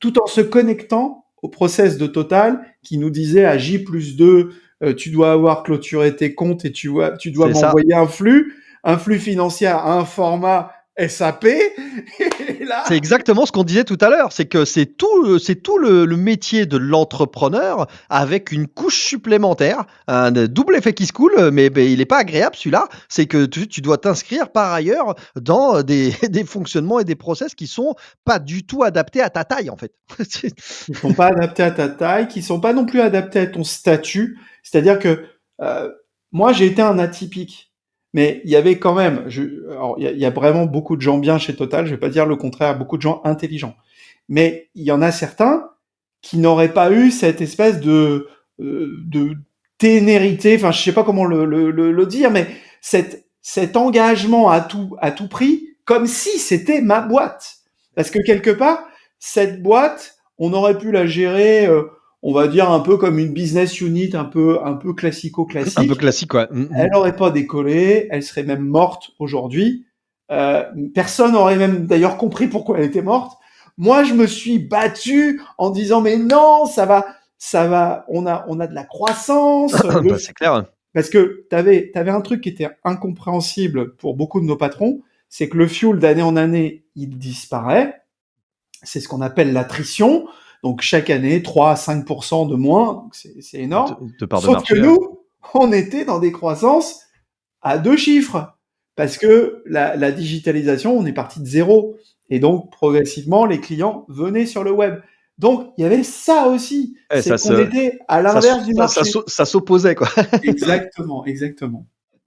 C'est c'est effectivement, Quelques c'est petites difficultés. alors justement, ça me permet de t'embrayer, Stéphane, sur un truc qui est le «je ne perds jamais», tu sais? Soit je gagne, soit j'apprends. Donc là, typiquement, tu viens de nous révéler, que, mine de rien, tu es quand même dans la bourrasque, parce que tu dois tout faire, je dirais de A à Z, le management, la RH, voilà, finance et cetera. Ça, c'est pas des choses que tu as appris, dans tes postes précédents ou à l'école d'ingénieur. Alors, la question c'est, bah, comment tu fais quand c'est comme ça? Tu fais toc toc toc, au service formation du groupe Total en disant, «OK, vous avez pas des formations, ou tu te débrouilles tout seul?» Comment tu fais? Ça, enfin, non, il n'y a pas de formation, ça c'est sûr. Et dans ton, dans ton approche, je ne perds jamais. Moi, j'ai cru perdre dans une fonction précédente. J'ai été directeur d'une refonte de système d'information. Je me suis épuisé sur ce Dossier très dossier complexe. Ouais, et j'ai demandé à sortir. J'étais le patron du truc. J'ai d'accord. demandé à sortir au directeur informatique. Je lui ai dit, écoute, Ouais, moi, ça fait je 4 ans que je suis là-dedans et je vais pas rentrer dans les détails, mais en plus, il y avait une stratégie qui ne me convenait plus. Et là, quand je suis sorti de là, je l'ai vécu comme un terrible échec. Je me suis dit, j'avais même honte de dire que j'étais le patron de ce projet-là, il avait un d'accord, nom, ouais. etc. Donc, je me suis dit, putain, t'as vraiment échoué. En plus, t'as échoué. J'étais un chef de projet chevronné. Sortie de T'as route, échoué quoi. dans ce que tu maîtrisais le mieux, le plus. Donc, j'avais comme un espèce de marque, tu vois, une Tu pris c'est ce que j'allais dire, cicatrice. tu pris un coup de canif là, un coup de Exactement. cicatrice. Et cette Ouais. cicatrice, elle va me conduire à refuser toute forme de projet qui ne soit pas agile. Et donc, quand je vais découvrir le Scrum, la méthode agile, Méthode agile, oh, mais je trouve ça extraordinaire. Et c'est une du coup, révélation. cette Ouais, cicatrice se réveille régulièrement en moi d'accord. quand on vient me dire oui, mais pourquoi tu fais pas un peu comme les autres? Pourquoi tu fais pas un appel d'offres au forfait, gna gna gna, écrit en Inde ou au Vietnam, j'en sais rien. Je dis, il en est pas question. Donc en Ouais, fait, hors de question. je mets toute ma force dans ce qui m'a marqué par le passé, qui a été un apprentissage, bah ouais, un peu souffrant, en disant non, ce n'est pas comme ça qu'on va faire. Et quand je prends le poste de CDO Total Lubrifiant, donc une activité présente dans 140 pays, la même chose, on me dit bon, t'es mignon, Ça marche comme ça. fais des chiffres sur le market, maintenant tu rentres dans le rang. Et je dis non, non, non, non, non. La méthode qu'on emploie n'est pas compatible avec la transformation digitale. Et donc, tu dois l'entendre dans ma voix, mais il y a vraiment une Beaucoup de putain de conviction. conviction. Ouais, beaucoup de conviction. Et d'ailleurs, je te le redirai parce que pour moi, l'agilité, c'est la clé de voûte de 2024 et des années qui viennent, mais à tous les niveaux. Clairement, Moi, quand j'étais agilité, DG, flexibilité, changer ou mourir, hein, c'est ça. Mais quand j'étais DG, donc moi j'ai bien compris le Scrum, le machin, le truc. Puis à un moment, en fait, moi j'aimais bien les feedbacks, même les feedbacks qui piquent un peu, tu vois. Et j'ai un développeur qui me fait comprendre dans son jargon, en enlevant son casque là. Il enlève son casque puis il me dit ouais, enfin bon, comme vous arrêtez pas de changer de décision, puis que vos décisions apprennent 15 jours. Pour moi, 15 jours c'était Ouais, rapide. c'était rapide, tu parles. Et là, je commence vraiment à comprendre que je Ouais, dois agiliser le process de décision bien et sûr. que du coup, ça me concerne moi aussi. Je dois aller plus vite. Et donc, on en reparlera, mais aujourd'hui, quand je coach des dirigeants ou quand je mentor des dirigeants et des C'est entrepreneurs, un point clé ça dans ton accompagnement, ah j'imagine? bah Ouais. c'est ma clé de voûte, quoi. Hein, c'est ma Ouais. clé de voûte. Yes. Ouais, parce que en fait, tout à coup, tu te retrouves à gérer donc, une entreprise, dans l'entreprise, on a bien compris, et ça veut donc dire que tu dois, en plus, tu as le rôle ultime, tu es le PDG. Donc, le PDG, je rappelle, à ceux qui savent pas, c'est que tu as des responsabilités juridiques jusqu'au pénal, hein, d'accord? Un PDG, c'est jusqu'au pénal. C'est vraiment la responsabilité, hein. Même il y a un truc qui est fait par, je sais pas qui, je sais pas où, bah, c'est le PDG qui est responsable, hein. C'est Donc, ça. c'est pas la blague, c'est pas la blague. Et donc, tu te retrouves à devoir finalement faire ou comprendre un minimum et te former à tout ça. La compta, la finance, l'encadrement, la RH, enfin, j'en passe et des meilleurs. C'est-à-dire toutes les composantes de fonctionnement, de structuration d'une entreprise, et ben, tu dois t'équiper, te former dessus. Est-ce que à ce moment-là, toi-même, dans ton rôle de PDG, tu te dis, bah tiens, je vais m'octroyer un coaching, je vais faire appel à un coach, je vais faire une formation sur tel ou tel sujet. Toi-même, tu décides de Alors, ça pour toi-même et ça va pour être tes équipes d'ailleurs ou Ça pas? va être très progressif. Je vais revenir au coaching parce il est savoureux. Mais en fait, au départ, je fais l'erreur, on va dire classique, Ouais, j'ai pas besoin. d'aller sur les territoires que je maîtrise particulièrement bien. Donc, je vais prendre l'IT, je vais Ouais, prendre le commerce, c'est-à-dire j'avais là, t'es à l'aise. plusieurs cordes à mon arc. Le premier, la grosse épine que j'ai dans mon pied, c'est la partie financière, contractuelle. D'une part, parce que je suis pas le meilleur là-dedans Ouais, puis et c'est que chiant. ça ne me plaît pas beaucoup. Voilà. Ah oui. Et donc, première chose que je vais faire et qui va vraiment être déterminant, c'est d'avoir un secrétaire général qui était à peu près l'exact opposé de moi, à la fois dans sa personnalité et dans ce qu'il aimait. Lui, il adorait le côté contractuel, il adorait les process. Heureusement d'ailleurs que tu n'as pas recruté un profil similaire, hein. Il faut jamais faire Exactement, ça, hein. exactement, Ne prenez pas des gens qui vous ressemblent, hein, quand vous recrutez, exactement. hein. Et puis après, en fait, j'ai commencé à comprendre en mettant des équipes en dessous de moi, j'ai commencé à comprendre, mais ça a mis du temps, que je les embêtais d'être sur mes territoires connus. Donc j'ai commencé à prendre plus de recul et plus avoir une position d'arbitrage et d'écoute de mon directeur commercial, de mon directeur informatique, etc. Donc il a fallu d'abord construire cette équipe. C'est une Mais forme de lâcher ouais, il y a eu une forme de lâcher prise. Ouais, ouais, ouais, ouais. Et le faire, c'est c'est dur, et le faire avec empathie, mais pas avec sympathie. Ça veut dire, t'es pas obligé de souffrir avec l'autre, t'es pas obligé d'endosser tous les jobs. Donc tout ça, j'ai constitué mon équipe, et puis après j'ai pris du détachement. Et puis un jour, on commençait à avoir quand même pas mal de d'équipes, on passait le cap des 30, 40 personnes. Et on s'apercevait que on avait du mal, notamment avec les jeunes générations, les Gen Z, comme on dit, ou les millennials, enfin, on les appelle différemment. Euh, En fait, on a fait venir un coach, et au départ, je vais être complètement honnête, je fais venir un coach pas pour moi, pour les autres. mais Ah, pour les autres. bah Et oui. donc, la coach, elle se reconnaîtra, Sylvie. Sylvie, elle me demande, est-ce que je peux venir. Et vous? Même pas au départ, elle est plus habile que ça. Elle me dit, est-ce que je peux venir dans ton codir? Moi, je dis, bah ouais, viens au codir. Bon. Puis je vois qu'elle prend plein de notes, Oh etc. là là, elle a Et dû à la fin, observer elle là. me dit, Elle me dit, déjà dans le codir, il y a pas mal, il y a pas mal d'éléments. C'est quoi l'instance? C'est quoi sa finalité? Elle me pose plein de questions de coach. Bien sûr. Et je sais pas toujours lui répondre. Et je lui dis non, non, mais c'est pas pour cette raison-là qu'on vous a fait venir. On vous a fait venir parce qu'il y a un certain nombre de jeunes qui ne comprennent pas la philosophie du grand groupe et ça devient vraiment pénible. Et en fait, je t'accélère le film, Ah, mais très c'est comme habilement, si j'y étais là. Je suis en train de manger du popcorn. et très habilement, elle va d'abord me dire, ça serait bien de commencer par les membres du CODIR. Bon, je lui dis ok, bon, je comprends pas très bien, mais admettons. Et puis elle me dit, bah si on commence par les membres du CODIR, donc elle fait valider par moi qu'on va faire les membres du CODIR. Et puis elle me dit, alors moi dans ma tête, les membres du CODIR c'était les autres. Bien sûr. Et en Et fait, c'est toi inclus, quoi. elle me dit, mais toi tu es le membre, tu es un membre du CODIR, on va commencer par toi. T'es même le chef du codir. Et là, si tu veux, j'avais des journées de travail qui étaient à rallonge. Je dormais 3-4 heures par nuit pour faire tout ce que j'ai raconté tout à l'heure. Et je me dis, attends, je vais me rajouter à moi-même un Waouh. coaching. Attends, les coachs, c'est du bullshit. C'est du vent, j'y C'est crois du pas, vent. c'est ça.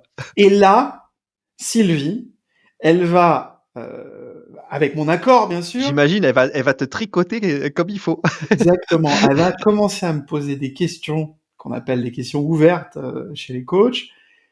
Et je vais me rendre compte que je n'ai pas pris de recul, que j'ai peut-être pris du détachement vis-à-vis de certaines fonctions, mais je n'ai pas pris cette hauteur qui est absolument indispensable au stade où Indispensable. j'en suis. Et là, je vais voir sous mes yeux apparaître une nouvelle vision, c'est-à-dire que je vais me permettre à moi-même, c'est pas elle qui va me donner la vision, bien sûr, Bien mais sûr. elle va me permettre d'accéder à une autre façon de faire et de voir. Et puis, ça va avoir une répercussion sur les membres, les autres membres du CODIR. Et puis, sans coacher, ou quasiment sans coacher les équipes, on va se retrouver avec des philosophies complètement différentes parce que on est beaucoup plus inspirant, on est beaucoup plus clair.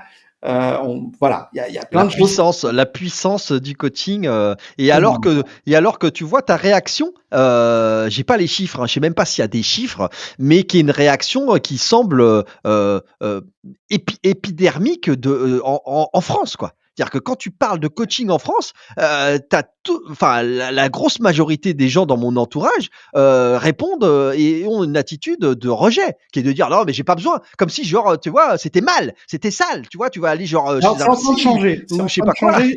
C'est en train de changer dans les jeunes générations et j'en suis le premier surpris.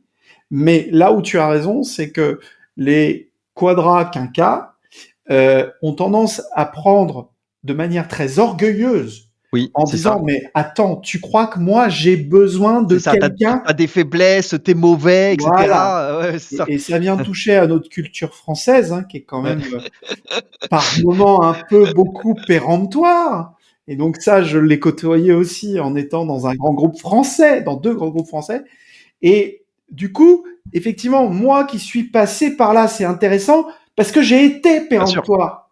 bien sûr. J'ai cru que j'avais besoin de personne. Or, j'étais en train de me cramer. Et en me cramant, j'étais en train de prendre les mauvaises décisions. Le coaching va pas tout faire, mais d'un seul coup, notre croissance va être fulgurante.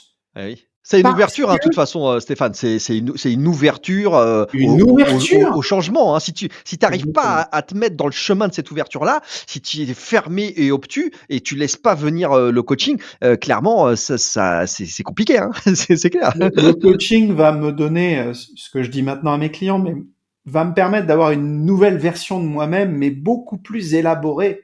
Aujourd'hui, on va prendre Et performante, puisque derrière tu vas avoir des résultats, qui vont avec. exactement. On attend la version 5 de ChatGPT. Ok, super. Et on attend et on sait, on se dit, oh, ça va être encore meilleur. Mais nous aussi, on a une nouvelle version à acquérir pour être plus Exact. performant. Et il y a plein de dirigeants. Moi, j'ai accompagné depuis 2 ans 60 dirigeants. Bah, souvent, ils arrivent avec un petit côté Bon, je vais me faire coacher, faut pas trop en parler, etc. Ils arrivent en général sur la pointe des pieds, ils ont pas trop Sur la envie, tu pointe vois? des pieds et ils repartent en me disant: «Mais pourquoi je n'ai pas fait ça plus tôt? J'ai pris conscience de tellement de choses que j'ai perdu du temps avant». Oui, c'est vrai et quelque part, On est d'accord. c'est l'être humain qui est dans sa zone de confort et qui n'aime pas trop qu'on vienne, l'asticoter en dehors de sa zone de confort. Alors ça nous donne, Stéphane, ça nous donne la passerelle pour qu'on creuse, ce déclic ou le changement puisque, là, est-ce que tu peux nous parler de qu'est-ce qui va se passer pour que tout à coup, enfin tout à coup, je sais pas si c'est tout à coup, mais tu vas quitter, cet environnement, du salariat parce que je rappelle que ces 20 ans, tu étais salarié, à des postes de direction générale et d'entrepreneur, sans être intrapreneur, hein, d'ailleurs, hein, il faut faire une différence, hein, tu pas été dans des postes d'intrapreneuriat. On t'a pas laissé la possibilité de créer ton entreprise au sein d'une autre, ça c'est l'intrapreneuriat. Hein, ça, c'était pas ton cas. Mais en tout cas, on a vu que, par tes postes, tu avais, la gestion, la responsabilité de petites entreprises, de petites filiales. Enfin, petites filiales à 100 millions, c'est plus de la petite filiale, mais c'est à l'échelle. Et donc, est-ce que tu peux nous raconter qu'est-ce qui va se passer ou comment ça se passe ce changement et et puis dans quelle modalité? C'est-à-dire, tu quittes du jour au lendemain? Comment ça se passe un peu tout ça? Alors en fait, ça a été, quand même assez progressif, mais c'est comme si, l'histoire était déjà écrite d'avance. Il y a d'abord je sors parce que j'étais directeur général de Fuel Market et on me fait comprendre qu'au bout de 5 ans, il faut que je change de poste. Il faut que Ça tu changes, d'accord. ça c'est la structure, Faut que tu Totalier. évolues au sein du grand groupe, dans lequel tu étais. Voilà, voilà. Donc déjà, je me pose des sérieuses questions quand je retourne dans la grosse structure, mais qu'est-ce que j'ai envie de faire maintenant? Et j'ai quand même des gros points d'interrogation. La seule réponse que j'ai, c'est la transformation digitale. J'ai envie de continuer la transformation digitale. Donc, on m'accorde ce poste. Beaucoup se disent, oh là là, il va s'épuiser le pauvre vieux, parce qu'il va retourner dans les arcanes du process, de l'IT, le machin, le Mmh, truc. mmh mh. Et en fait, non, sincèrement, je ne m'épuise pas. Par contre, je garde bien en tête que je ne sais pas ce que je veux faire après. Je ne sais plus, je n'ai plus vraiment de sens. Ça, D'accord, c'est le premier déclic. Le deuxième déclic, c'est quand même la période Covid où on d'accord. va quand même, moi je vais gérer mes équipes à distance, je vais reprendre du temps avec ma petite famille, Mmh. etc. Je vais pas dire comme beaucoup que ça a fait, c'est l'alpha et l'oméga, mais quelque part, ça a remis dans ma vie de fou, parce que j'étais quand même tout le temps barré en séminaire, en machin, en truc. J'imagine, oui. Et puis j'avais 3 heures de transport par jour, tu vois, bon. Et je reprends quelque part une vie, je sais pas si elle est normale, mais une vie beaucoup plus tournée vers ma famille. Ça, c'est le deuxième déclic. Le troisième déclic, alors ça, c'est rigolo. Je suis en train de partir en vacances et je reçois un mail, un spam, hein, enfin, qui me dit tiens, il y a une formation de coaching. Et comme j'avais été coach, comme je te l'ai dit, comme j'avais été coaché, pardon, Exact, ouais. je me dis tiens, c'est intéressant. Peut-être que je peux me former. Ça peut peut-être être intéressant. Peut-être même à l'intérieur de Total, je Ouais, peux peut-être devenir. un sujet qui te parle, quoi, une discipline Voilà. qui, tout Ouais, à coup, tiens, c'est intéressant parce qu'on ouais. transforme. Qu'est-ce que ça a fait, moi qui suis un passionné de transformation? Le coaching m'a transformé de l'intérieur. Donc, cling, ça s'allume et je m'inscris. Tu vois, j'étais sur une aire d'autoroute. Je prends ma carte bleue. Je, hop, peut-être mon RIB, oui, parce que c'était un peu plus cher. Mais je m'inscris tout seul, comme un grand, sans aucune, euh, D'accord. voilà, sans intention de sortir de Total. Et puis, C'est drôle Quelques, ça. quelques mois plus tard, j'entends parler d'un plan de départ volontaire. Je me dis, oh tiens, ça peut être intéressant. On va jeter un œil. Et puis, très rapidement, je suis un peu douché parce qu'on me dit, ben non, c'est que pour les gens qui ont 60 ans ou 61 ans. Bon, je me Donc, hop, rendors. arrêtez dans ton élan, ouais. Voilà, je suis bon. Mais tu vois, il y a un début de déclic en disant, vroom, vroom, vroom. J'ai une première envie de partir. Et puis, je reçois une information des syndicats qui nous annonce que c'est élargi aux gens qui veulent créer une entreprise. D'accord. Waouh. Et là, Ah, là, il y a alignement là. et là, en Hein. 20 minutes chrono, je lis tout le truc, je lis tout le truc, je lis tout le machin, quelles sont les conditions, les machins, les trucs. Tu dis: «OK, j'y vais». OK, j'y vais. Et à partir de là, mon obsession, parce que le nombre de personnes qui sortaient de Total était limité. Et tu peux imaginer que j'étais pas forcément Ouais, le profil ça peut qui vite était ciblé. la liste d'attente, elle peut vite devenir importante, ouais. Voilà. Donc mon obsession, ça a été de constituer mon Dossier. dossier, Ouais, ouais. qui était plus compliqué pour les futurs entrepreneurs que pour les autres. Et j'ai été dans les tout premiers, mais j'étais obsédé par ça. Ouais, C'était ouais, bon. tu as tout Et donné. ensuite, bah, quelque part, je savais que je partais, mais je savais pas exactement ce que Vers j'allais quoi? faire. Ouais, vers quoi? Et Ouais, c'est donc, ça. cette formation de coaching que j'étais en train de faire, Ah bah, hop. c'est uni, mais comme un truc incroyable, puisque je suis Ouais, ouais, ouais. parti en septembre 2021 de Total D'accord. et j'ai été certifié en septembre 2021 coach. Ouais, donc convergence quoi. Convergence à ce Convergence moment-là. complète. Et puis après, bah, moi, je suis quelqu'un qui est humble. Alors, des fois, je peux paraître pas humble parce que je poste beaucoup sur LinkedIn, mais ça, c'est pas de la non-humilité. L'humilité, je l'ai en moi. Et l'humilité, c'est de me dire, bah, je vais faire un petit peu comme toute personne qui se lance dans une activité. Je suis un programme qui va me permettre de me dire qui sont mes clients, Mmh. qu'est-ce que j'ai envie de faire, Ouais, apprendre aussi à savoir, voilà. piloter ça, ouais. Mmh. Et j'ai construit mon offre. Et on était en septembre 2021. Le 15 septembre, je commence ce programme. Et le 15 novembre, j'ai mon premier client. Bingo.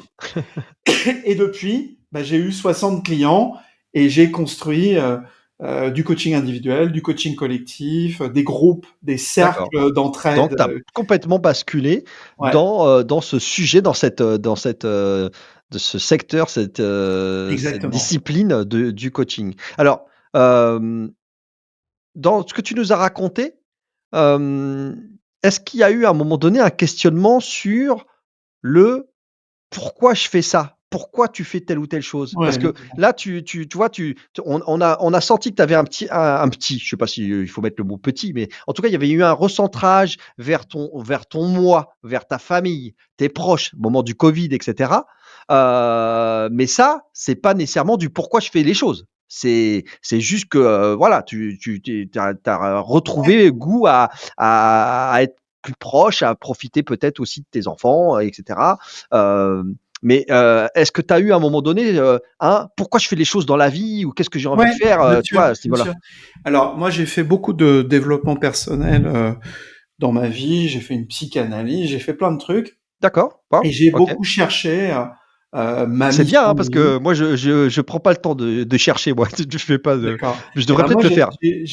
j'ai cherché un petit peu par, presque par obligation parce que j'ai eu des moments dans ma vie où j'ai eu des moments dépressifs, même un peu durs et D'accord. donc ça m'a poussé à me dire: «Mais pourquoi je suis là? Ouais, ouais. C'est quoi ma mission sur cette terre? Mon ikigai?» enfin bref, et Et cetera. Stéphane, c'était, induit par, ton ta charge de travail, par ton stress de travail Ouais, ou il y a c'était eu plus diffus que ça, ouais, alors il y a eu plein de raisons, mais c'est vrai que ma charge de travail à un moment a fait L'intensité, déborder le tu disais vase. 3-4 heures de sommeil là, à un moment Ouais, donné, tout ça? Ouais, ouais. j'étais épuisé. On parle beaucoup de burn-out, mais moi je l'ai frôlé, puis j'ai joué un petit peu avec lui. Tu as Je fait m'en approche l'asymptote quoi, tu as fait la petite asymptote là. ouais, j'étais, tu vois, le long de la falaise là, à voir à quel point, c'était friable et donc oui, moi je me suis souvent posé cette question et quand, en septembre 2021, je m'offre le luxe pendant 15 jours de me dire: «Je vais faire une retraite spirituelle, je vais faire un jeûne, je vais m'isoler du monde». Génial ça, de faire ça. Ouais, Ouais, ouais, super. en me disant: «Mais quel est le sens de ma vie? C'est quoi le sens de ma vie?» Et il en ressort que, en regardant dans le rétroviseur, j'ai beaucoup transformé de choses. Et pourquoi j'ai beaucoup transformé de choses? Parce que j'ai la conscience, je te l'ai dit tout à l'heure par rapport au monde VUCA, j'ai la conscience que notre monde est en train de s'accélérer, qu'il est en train de se réinventer, qu'il peut aller direct dans un mur. On a un mur qui s'appelle le réchauffement climatique et on peut se le prendre. Ou bien, on peut décider de réinventer nos manières de faire et surtout nos manières de penser et d'être. Et du coup, je me dis, mais c'est ça que j'ai fait sur moi-même Ouais. et je vais avoir 50 balais parce que quand je pars, mon plan de départ, il a aussi ce côté symbolique. C'est quand je vois jusqu'à quand Total va me verser du fric, ben ça m'emmène jusqu'à la date anniversaire de mes 50 ans. En D'accord. gros, Waouh. c'est Stéphane, tu fais pleinement ce pourquoi tu es fait ici, Hein, hein, hein. maintenant, ou sinon tu mets un mouchoir par-dessus. Ouais, c'est Et ça. donc, Ouais. Ouais. je Ouais. vais, je vais me dire, parce que même si Total avait beaucoup de charme, je me dis, euh, il y a aussi de la lenteur que je ne supporte, enfin, je supporte moins. Ouais. J'ai envie de changer des gens qui eux-mêmes sont agiles. J'ai envie d'aider des gens à être plus impactants. J'ai ce besoin viscéral d'accompagner le monde dans sa transformation, mais en allant aider le maximum de gens à accélérer et à être agile. Donc, si tu veux, c'est tout ce qu'on vient de se raconter Bien sûr, ouais. m'avait frustré dans l'aspect agilité. J'avais trouvé, comme je te l'ai dit, des moyens de convaincre et d'avoir de la pédagogie, de la politique, etc. Là, c'était, bon, allez, maintenant, pied au plancher, je vais accompagner des plus petites structures, des gens qui sont entrepreneurs, pour qu'ils changent le monde. On va changer le monde tous ensemble, bordel. Yes, yes. Est-ce que c'est Stéphane, est-ce que c'est pour ça, pour toutes ces raisons que tu viens de nous synthétiser, que tu vas vers, la frugalité dans ton organisation? Parce que tu vois, je vais te donner mon point de vue. On a vu que tu avais un acquis, un bagage, d'expérience et de savoir-faire énormissime sur, grosse structure. Tu vois ce que je veux dire? Grand groupe, des résultats financiers très importants, la manipulation de budget à l'avenant, etc.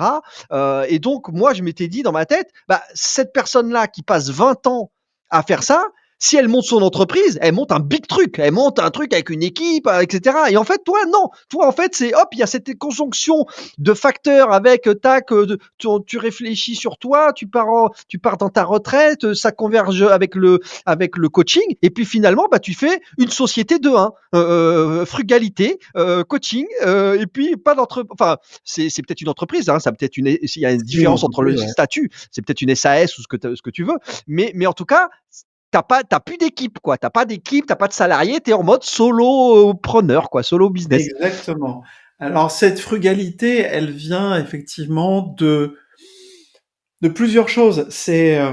Oui, c'est une SASU, donc Donc c'est une société, voilà. Solopreneur, c'est une société qui s'appelle lesboosters.com, et j'ai besoin d'agilité. Là, je ne supporte plus, tu vois, j'en suis même en une forme d'aversion pour Tout ce qui les est structurel, ouais, administrations, ouais. les structures, les machins, les trucs.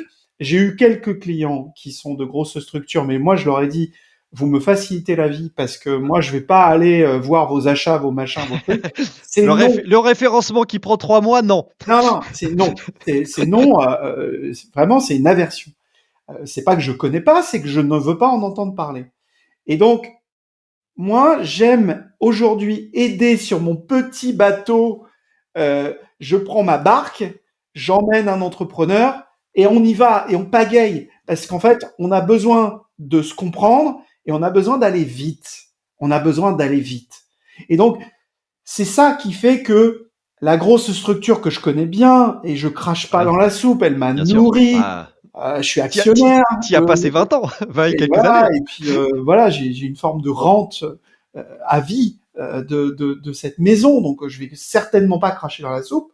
Mais par contre, je ne veux plus retourner dans ce milieu-là, tout simplement parce que ça va pas assez vite. Ni créer Que- de structure, tu vois? Parce que tu aurais pu, avoir l'envie ou l'idée de créer une entreprise, une start-up ou pas Non, d'ailleurs, mais en tout cas une non. entreprise. Mais ça veut Je, dire à la fois, encore des collaborateurs, encore de la RH, encore tout voilà, ça, quoi, voilà, voilà. voilà, c'est Alors peut-être que je suis passé d'un extrême à l'autre, ouais, tu mais as hop. aujourd'hui, à 50 balais, puisque je les ai, les 50, 2023, c'était mon année mes 50 ans. Moi, c'est cette année, hein, Stéphane. Hein. J'ai vu ça, j'ai vu ça. Attention, hein. Ah là là, j'ai le stress là, j'ai la pression. Hein. C'est un Aïe peu aïe. stressé, c'est super. Enfin, moi, j'ai trouvé ça super.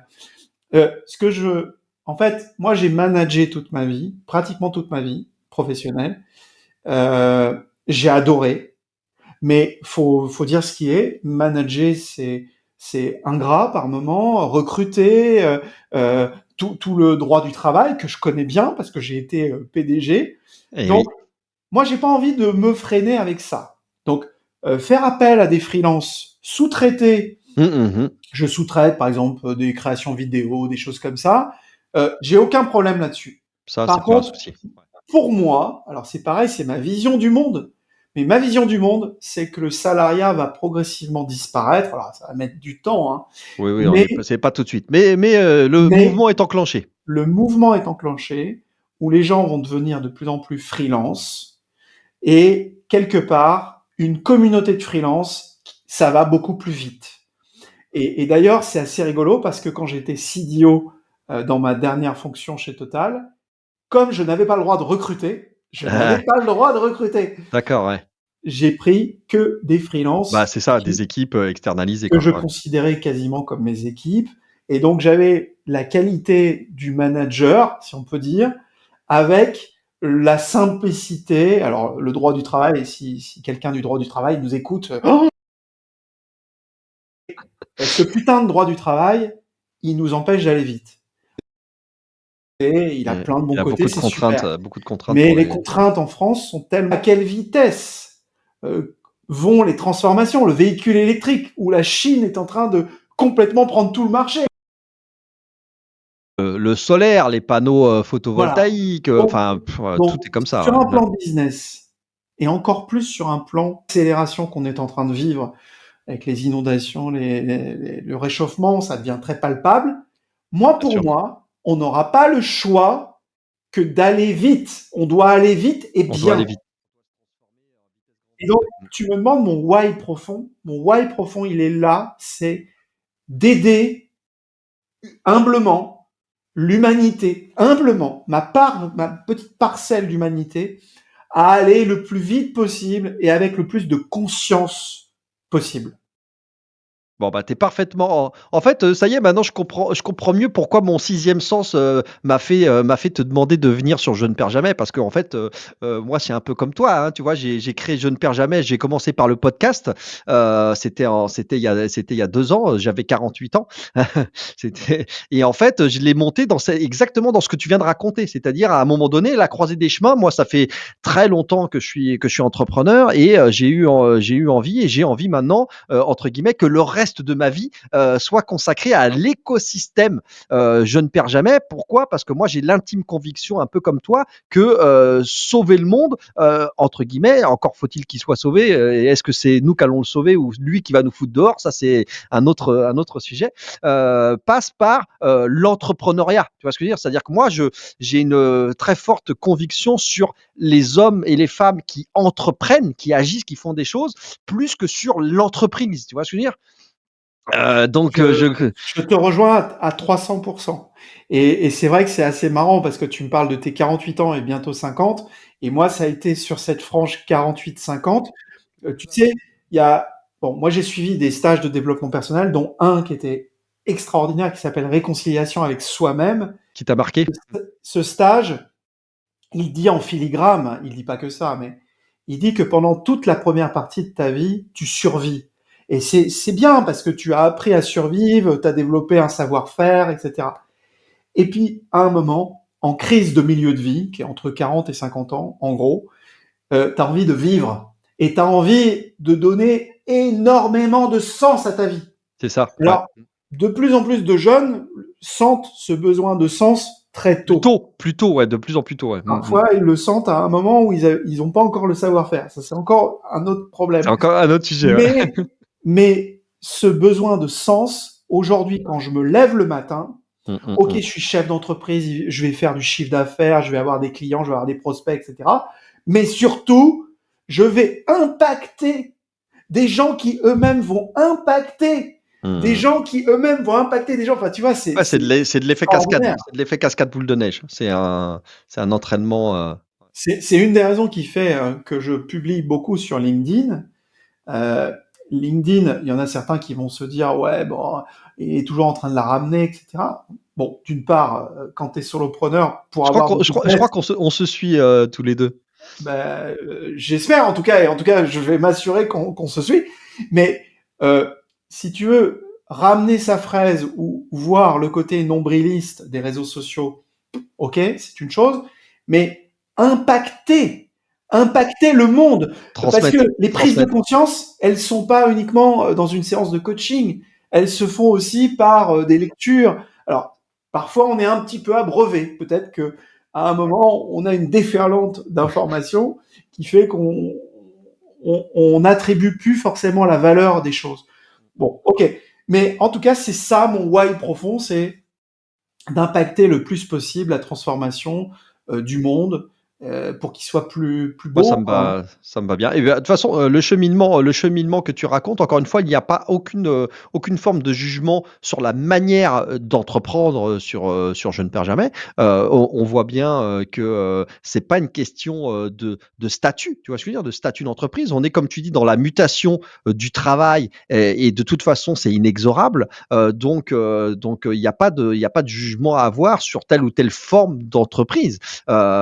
Tu es effectivement en train d'entreprendre, certes avec un statut juridique de SASU et en étant seul, sans salarié, mais ce n'est qu'une forme parmi d'autres de la manière d'entreprendre, c'est tout.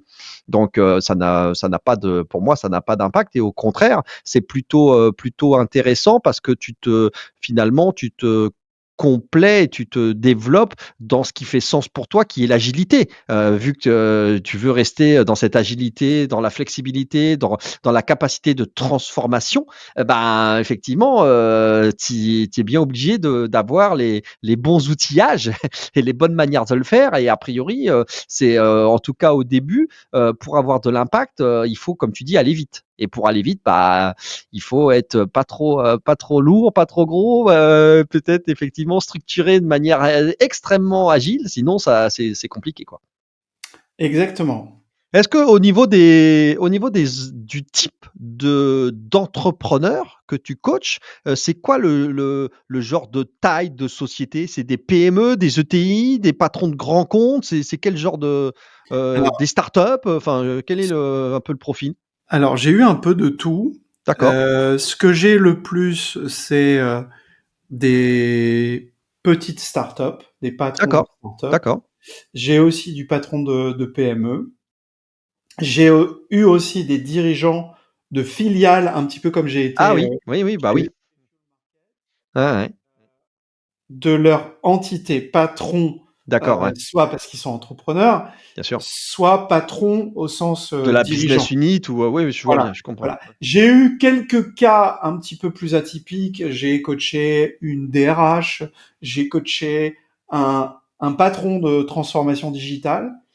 Mais c'est vrai que là où je suis le plus, je sais pas, performant ou le plus, en tout cas, ce qui me plaît le Ouais, plus, à ta place en tout cas, tu te sens à ta voilà, place. Mmh. c'est auprès du dirigeant et le patron d'entreprise. Et qu'elle soit petite, moyenne, grande. D'accord, ouais. Alors Mmh. plus elle est grande, plus il va avoir quelques soucis à se remettre en cause. Il Il va y va avoir aussi il va y avoir, avoir de la friction. il va y avoir beaucoup plus de conservatisme. Donc, Ouais, je ouais. suis quand même attiré par des patrons de petites et moyennes entreprises. Mmh, Voilà. mmh, mmh, Ils mmh, n'ont pas mmh. tous conscience qu'ils ont besoin d'un coach. Ça, c'est autre chose. En général, oui, la plupart d'entre nous, comme tu dis, soit on veut pas voir, on veut pas entendre parler de ça, soit, de toute façon, on a des phénomènes de conscience, qui sont, voilà, avec beaucoup de croyances limitantes, donc voilà, ça On en est bardé tous. c'est un cheminement, dans lequel il faut basculer, c'est pas évident. C'est clair. Yes. Voilà. Donc, je suis plutôt patron d'une structure de taille, Ouais, un ouais, peu ouais. la taille de Fuel Market, tu vois, pas Ouais, forcément d'accord, chiffre d'affaires d'accord, de Fuel d'accord. Market, mais euh, Intéressant. 20, 30 personnes. Mon profil type, c'est un quadra ou une quadra qui dirige une entreprise où il y a 30 à 40 personnes. Et D'accord. il y en a plusieurs dans l'IT, il y en a dans le digital, il y en a dans les placements financiers. Enfin, il y a différentes choses. Voilà. Et c'est intéressant, de voir que désormais, finalement, si ce qui semble, te nourrir, fortement, c'est justement toi-même maintenant d'être, ce fameux coach qui accompagne, ton moi d'il y a quelques années. Où tu vois? Où finalement Exactement. tu fais de l'empathie et de l'allo-empathie, tu te mets hop de l'autre côté, de la frontière, de la barrière et puis maintenant tu vois et toi, j'imagine que ça te fait plaisir d'accompagner ces dirigeants et ces entrepreneurs, ouais. C'est le vrai plaisir. Tu as raison de dire ça parce qu'en programmation neurolinguistique, des fois, on va voir notre moi d'il y a quelques années. Et ben, mon moi d'il y a 15 ans, 20 ans, il serait fier de moi. C'est-à-dire qu'en fait, il aurait aimé me rencontrer et il me dirait, oh là là, tu me fais gagner énormément de temps, c'est énorme. Donc, il y a cette aspiration à Hein. ne pas laisser les autres reproduire exactement les mêmes erreurs, enfin exactement, les mêmes erreurs que moi. C'est de leur faire gagner du temps. C'est pour ça qu'au départ, j'avais un claim. Alors, il n'a pas complètement plu, mais c'était booster vos résultats en économisant votre temps et votre énergie.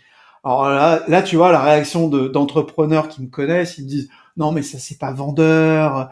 Tu vois, un entrepreneur, ça n'économise pas son énergie ni son temps. Eh ben, c'est une erreur. C'est une C'est erreur. ce que j'allais dire. Plutôt que de se cramer, ça serait quand même bien de faire attention à ça. Et là, l'une des plus grosses erreurs de l'entrepreneur, c'est que il est dans la force. Je sais pas si tu connais la partie yin et la partie yang, mais il est très dans le yang. Donc, il est très dans, il faut forcer, on va montrer. En gros, on a des coronesses. Bon, bah, très bien.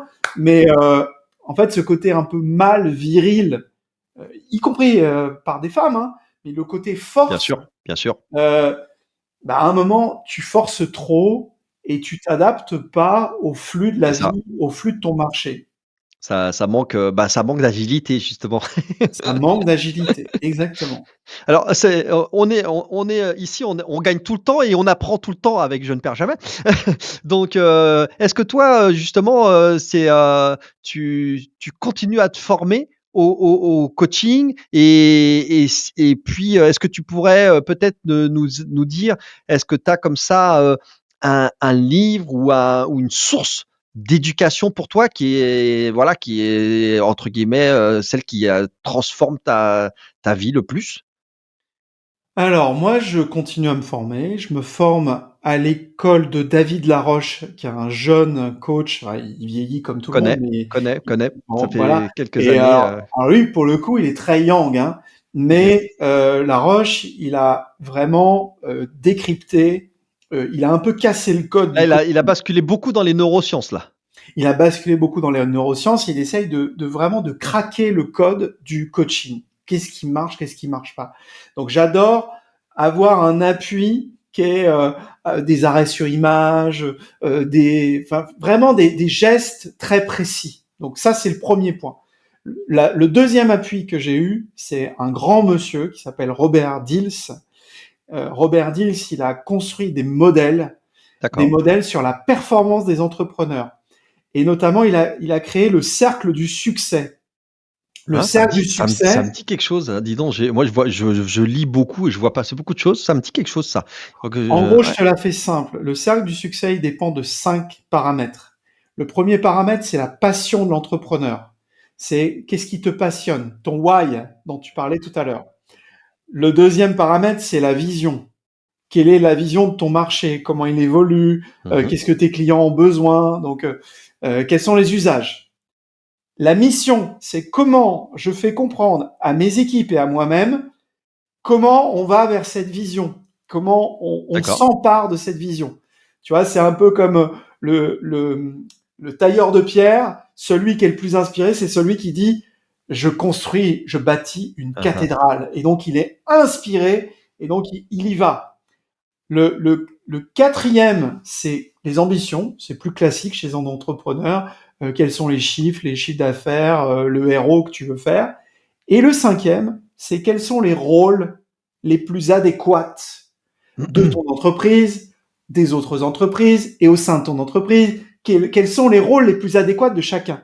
Et donc, ce monsieur, Robert Dills, qui a travaillé, qui a écrit une trentaine de bouquins, eh ben, ça a été ma première formation en sortant de chez Total, parce que il a coaché Steve Jobs, accessoirement, et il a coaché des centaines d'entrepreneurs, et il a trouvé, en fait, Ouais, une espèce une méthode ou de d'accord, OK. Et donc ça, c'est tu le toi-même, tu lis des livres business ou moi, je lis ou tout le autres? temps, je lis tout le temps. J'ai appris d'ailleurs la lecture rapide parce que je lis, Ah d'accord, ouais. j'ai des tonnes de bouquins près de mon lit Hein, et hein. j'adore lire. Moi, je suis passé Heu, en mode audiobook, tu sais, alors, podcast et audiobook, mais tu sais, en vitesse accélérée. je l'ai fait ça, je l'ai fait quand, je prenais souvent le RER, j'avais l'audiobook. Là, aujourd'hui, comme je suis plutôt chez moi, Ouais, parce que ouais, je c'est fais tout. ça. Tu as le papier ou c'est Kindle ou c'est une liseuse ou c'est papier, livre, Les 2, Ouais, d'accord, OK, les 2, ouais, les 2, les 2. Donc voilà, en tout cas, je m'inspire beaucoup de Robert Dills, d'accord. dans mes accompagnements. Et il a écrit plusieurs livres, tu dis? Est-ce qu'il y en a un, qui t'a marqué plus qu'un autre ou? Bah, c'est le cercle du succès, le modèle du cercle du succès, où il prend aussi des grands noms comme Walt Disney. Il explique comment, en fait, un Steve Jobs, un Elon Musk, enfin, tu vois, les grandes figures américaines, parce que c'est un Américain, Bien sûr, ouais. mais il a catégorisé, en fait, les grandes figures. Qu'est-ce qu'ils avaient de si particulier? Est-ce que c'était leur D'accord. vision? Clairement, Steve Jobs, il a eu une vision que plein n'avaient pas, Mmh, de mmh, ce mmh. smartphone qui maintenant nous paraît tous évident. Ah oui. Voilà. Je vais constituer j'en suis à plus de 50 interviews d'entrepreneurs et j'ai obtenu de vous tous à chaque fois, des livres. On a une bibliographie de folie. Je vais faire la liste de tous les livres qui m'ont été cités, dans le podcast parce qu'on a vraiment une belle, très belle brochette d'ouvrages, qui sont, très intéressants pour toutes les personnes, qui cherchent, voilà, je dirais à s'amplifier, à se développer ou à se former. C'est assez chouette. Là, tu vois, je vais me replonger parce que je l'avais vu passer et tu vois, Il est je vais m'y replonger. Ça c'est m'intéresse. Ouais, ouais. super. Robert Dills, Yes. il va assez loin et il le fait de manière très pédagogique. Ça fait écho avec moi parce que Ouais, quelque part, ouais, ouais, je il a comprends. envie, son frère qui est décédé, c'était celui qui était plus dans le concept et lui, Robert Dills, plus dans le coaching. Et en fait, il a envie de transmettre au Ouais, c'est monde ça, ouais, bien un sûr. peu des recettes pour les entrepreneurs. Parce que lui aussi, il a envie que le monde change. Et son why profond, c'est le même que le mien, hein, quelque part. Alors ça tombe bien, on va pouvoir se projeter complètement avec cette question, qui est devenue un classique maintenant sur le podcast Je ne perds jamais. C'est, Stéphane, prépare-toi, j'ai le plaisir de t'offrir un chèque en blanc. Donc considère que tu as des moyens financiers absolument illimités, ce que tu peux donc faire ce que tu veux, ce qui te passe par la tête. J'aimerais savoir, qu'est-ce que tu fais avec ça? Est-ce que tu rachètes une société et si oui, laquelle? Ou est-ce que qu'est-ce que tu fais? Quel est ton alignement des planètes, un petit peu les entrailles, ce que tu as dans les entrailles? Alors, moi, j'irais, tu vois, dans la continuité de ce qu'on vient d'évoquer, c'est-à-dire démocratiser les techniques de Robert Dills et notamment quelque chose de bien précis. C'est de faire prendre conscience au maximum de gens. Donc, De peut-être gens? Ouais. offrir à tous les entrepreneurs de France, si j'avais, de manière illimitée, une un passage qui leur permet de voir que, y compris leurs souffrances, leurs blessures, même d'enfants, Mmh. ont été les vecteurs de qui ils sont aujourd'hui. C'est-à-dire d'avoir la conscience Ouais, ouais, c'est vrai. scénario, je parle bien de scénario, du scénario de sa vie. Et tu vois, moi, j'emploie souvent le terme alchimie. Et en fait, on a tous des plombs. On a tous eu à un moment ou un autre dans nos vies des plombs. Des plombs parce que plein de choses, des blessures. Bien Et en sûr, fait, derrière ces plombs faut les se transformer. cache de Ouais, l'or en de barre, l'or, ouais, c'est ça, de faut l'or en transformer barre. en Et en or. fait, on va fuir beaucoup de gens vont fuir leurs blessures en disant oui, bon, tout ça, c'est de l'histoire ancienne. Non, c'est pas de l'histoire ancienne, c'est Alors qu'en fait, l'écriture. ouais, c'est là, en fait, c'est C'est là, là que c'est écrit ton histoire.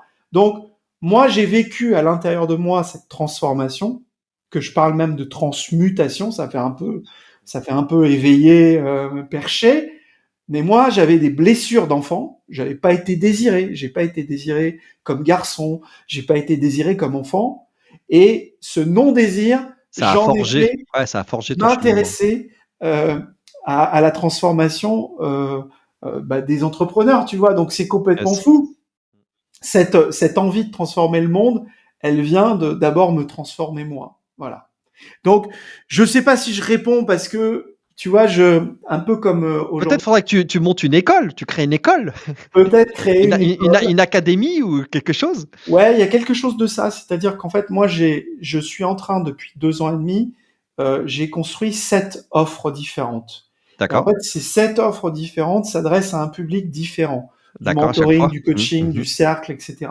Et en fait, si j'avais un vœu, effectivement, ça serait d'accélérer ça, donc de transmettre ça au plus grand nombre de personnes pour que cette méthode soit applicable au plus grand nombre d'entrepreneurs. Ouais, On c'est va, ça. on va, on va pouvoir continuer à faire, faire des choses ensemble parce que tout ça, tout ce que tu me racontes là, en fait, fait écho à cet écosystème que je ne perds jamais, tu vois, parce que j'ai les mêmes convictions que toi et je porte les mêmes volontés que toi voilà, de transmettre, de partager, d'éduquer un maximum de monde.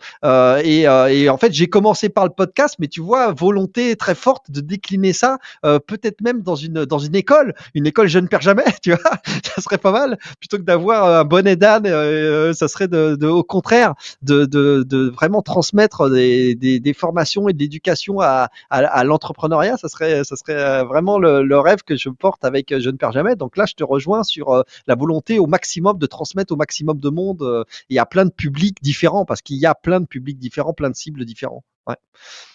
Bah, Stéphane, écoute, super. J'ai passé un super moment avec toi. La toute dernière question, si si t'as envie, c'est de tout simplement me dire, est-ce que tu aurais envie de voir une personne à ta place derrière ce micro et cette caméra? Et est-ce que tu aurais envie comme ça que je reçoive ou que j'invite une personne qui t'est chère?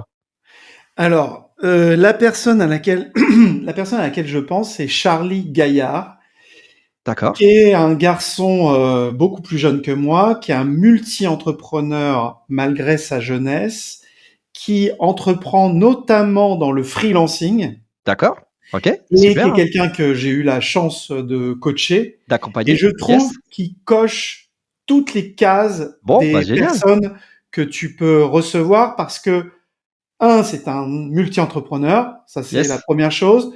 Deux, il a une énorme conscience des changements et des transformations Qui qui sont s'opère? en cours D'accord, ouais, et ouais, qui ouais. s'opèrent notamment dans le monde du travail. Et trois, bah, c'est quelqu'un qui a la conscience qu'il doit travailler sur lui-même D'accord, malgré son jeune âge. Enfin, ça c'est rare, c'est bien, ouais, c'est il bien, est c'est bien. trentenaire. Donc, voilà, Génial. et c'est quelqu'un qui a beaucoup, qui a été dans les jeunes entrepreneurs, qui a représenté la France. Enfin bref, c'est D'accord. quelqu'un qui a On une va avoir, multiple casquette. En quelques années, il est assez impressionnant et génial, j'aimerais bien l'entendre. ça présage d'une belle interview. Eh bien, si c'est bah, c'est quelqu'un que tu connais, donc à ce moment-là, si tu veux bien nous mettre en relation, avec Ok, grand plaisir, je vais le contacter et puis on essaye de le faire venir et on aura comme ça la joie et l'honneur d'avoir cet entrepreneur qui semble effectivement très intéressant, qui va nous nourrir de par son parcours, qui m'a l'air d'être déjà bien fourni. Si tu me dis qu'il est dans la trentaine, trentenaire, qu'il a déjà un joli parcours. C'est le genre de profil qui est parfaitement adapté au podcast Je ne perds jamais. Bah, merci Stéphane, c'est un super profil, ça me donne envie, ça me donne envie. avec grand plaisir. J'ai passé un super moment avec toi. J'espère que toi Moi aussi. aussi. On a vraiment vu ici un parcours qui est très intense, qui est très dense, avec voilà finalement beaucoup d'agilité qui a été travaillé au sein de grosses structures, de grands comptes, avec un statut de salariat, mais qui t'a finalement amené à ta quête de sens, et à t'amener à te concentrer désormais sur le coaching, qui semble être ton étoile du Nord. Là maintenant, voilà, tu t'épanouis là-dedans et c'est génial. Et merci de contribuer à changer le monde et à sauver le monde, Stéphane, et à accompagner comme ça tous les entrepreneurs dans leur voilà dans leur évolution, dans leur vie et dans leur champ d'action. C'était un immense plaisir. Je pense qu'on a pas mal d'apprentissages qui vont ressortir, et j'ai passé un super moment en ta compagnie. Merci beaucoup Patrick, c'était un super moment et puis effectivement, ça me permet à moi, c'est une forme de coaching ce que tu fais, ça me permet de prendre du recul et de voir une fois encore, C'est quelque part intéressant. Ouais, ouais. le sens quelque part de nos vies, et j'invite chacun qui nous écoute à tout simplement regarder dans le rétroviseur parce que pour voir ce qu'il y a en face du pare-brise, souvent l'histoire se raconte C'est vrai. depuis notre naissance. C'est vrai ce Voilà, que tu dis, hein. C'est un peu des interviews qui sont presque autobiographiques, puisque comme on parle du parcours, et ben ça vous permet effectivement, moi c'est génial parce que c'est excitant de voir ce que vous avez vécu et tu vois, d'approfondir vos tranches de vie. Mais effectivement, c'est se retourner sur ton parcours et voir à quel point, bah, voilà, vous avez fait des choses absolument. Je ne perds jamais, soit je gagne, soit j'apprends. Il n'y a pas de, il y a pas d'échec, ou il n'y a pas de choses à avoir le verre à moitié plein plutôt qu'à moitié vide. Donc, c'est tu sais, tu cites indirectement Mandela, soit je perds, ouais, enfin, tout à soit fait. je gagne, soit j'apprends, Soit pardon. j'apprends. Je ne perds jamais. Il y a eu aussi un fabuleux discours qu'il a fait quand il est devenu président, où il évoque le fait que d'accepter d'être lumineux, ça n'a rien de narcissique, ça n'a rien d'égocentrique. C'est qu'on autorise, en étant lumineux soi-même, on autorise les autres à être lumineux Mis eux-mêmes. eux-mêmes. Ouais, Donc tout à on fait. incite tout le monde Je suis à d'accord. être plein de lumière parce que ce monde a besoin de chacun d'entre nous Je suis et a besoin d'accord. de la lumière de chacun d'entre nous. Ouais, c'est un peu, merci, en tout cas de partager tout ça avec nous, Stéphane, parce que c'est ce qu'on essaye de faire. Moi, je prends la parole et je vous donne la parole. Au départ, c'était, j'avoue, allez, un petit peu égoïste. C'était pour moi, c'était pour moi parce que j'avais envie d'apprendre, j'avais envie de connecter avec tous ces fabuleux entrepreneurs que vous êtes. Mais au final, comme tu dis, c'est finalement transmettre, partager, éduquer au maximum de personnes. Et c'est vraiment ce que j'essaye de faire avec le podcast. Donc, tu vois, c'est exactement ce que tu dis sur le rayonnement autour, au maximum de monde. Bah, écoute, j'espère que le podcast va continuer à grandir, grossir. Il n'y a pas de doute, avec des invités comme toi. Merci encore. Et puis, tu sais, bah, toute personne qui passe sur Je ne perds jamais obtient un ticket un peu à vie. Donc, voilà, vous pouvez revenir quand vous voulez. Donc, si tu as envie voilà, de partager avec nous des choses, une actualité ou quoi aux caisses, eh bien, je te recevrai pour une interview match retour quand tu veux. Avec plaisir, avec grand plaisir. C'était vraiment bien rythmé et puis je te dis, je repars aussi avec, ça m'apporte à moi-même des choses sur mon Eh propre ben, parcours, donc tu, c'est tu, m'en- tu génial. m'envoies, tu m'envoies ravi. Je vous dis à bientôt sur les réseaux. C'était Stéphane Séguin et Patrick sur le podcast Je ne perds jamais. On se voit au prochain épisode. Bye bye. Merci Stéphane. Salut!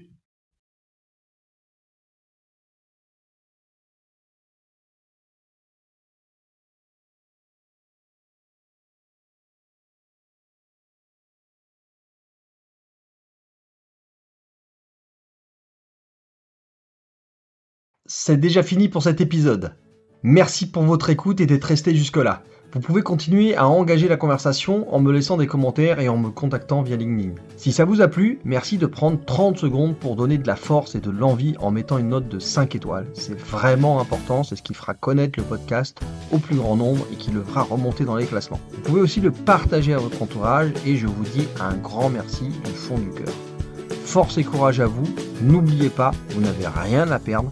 Soit vous gagnez, soit vous apprenez. Croyez en vous et rendez-vous au prochain épisode. C'était Patrick du podcast Je ne perds jamais.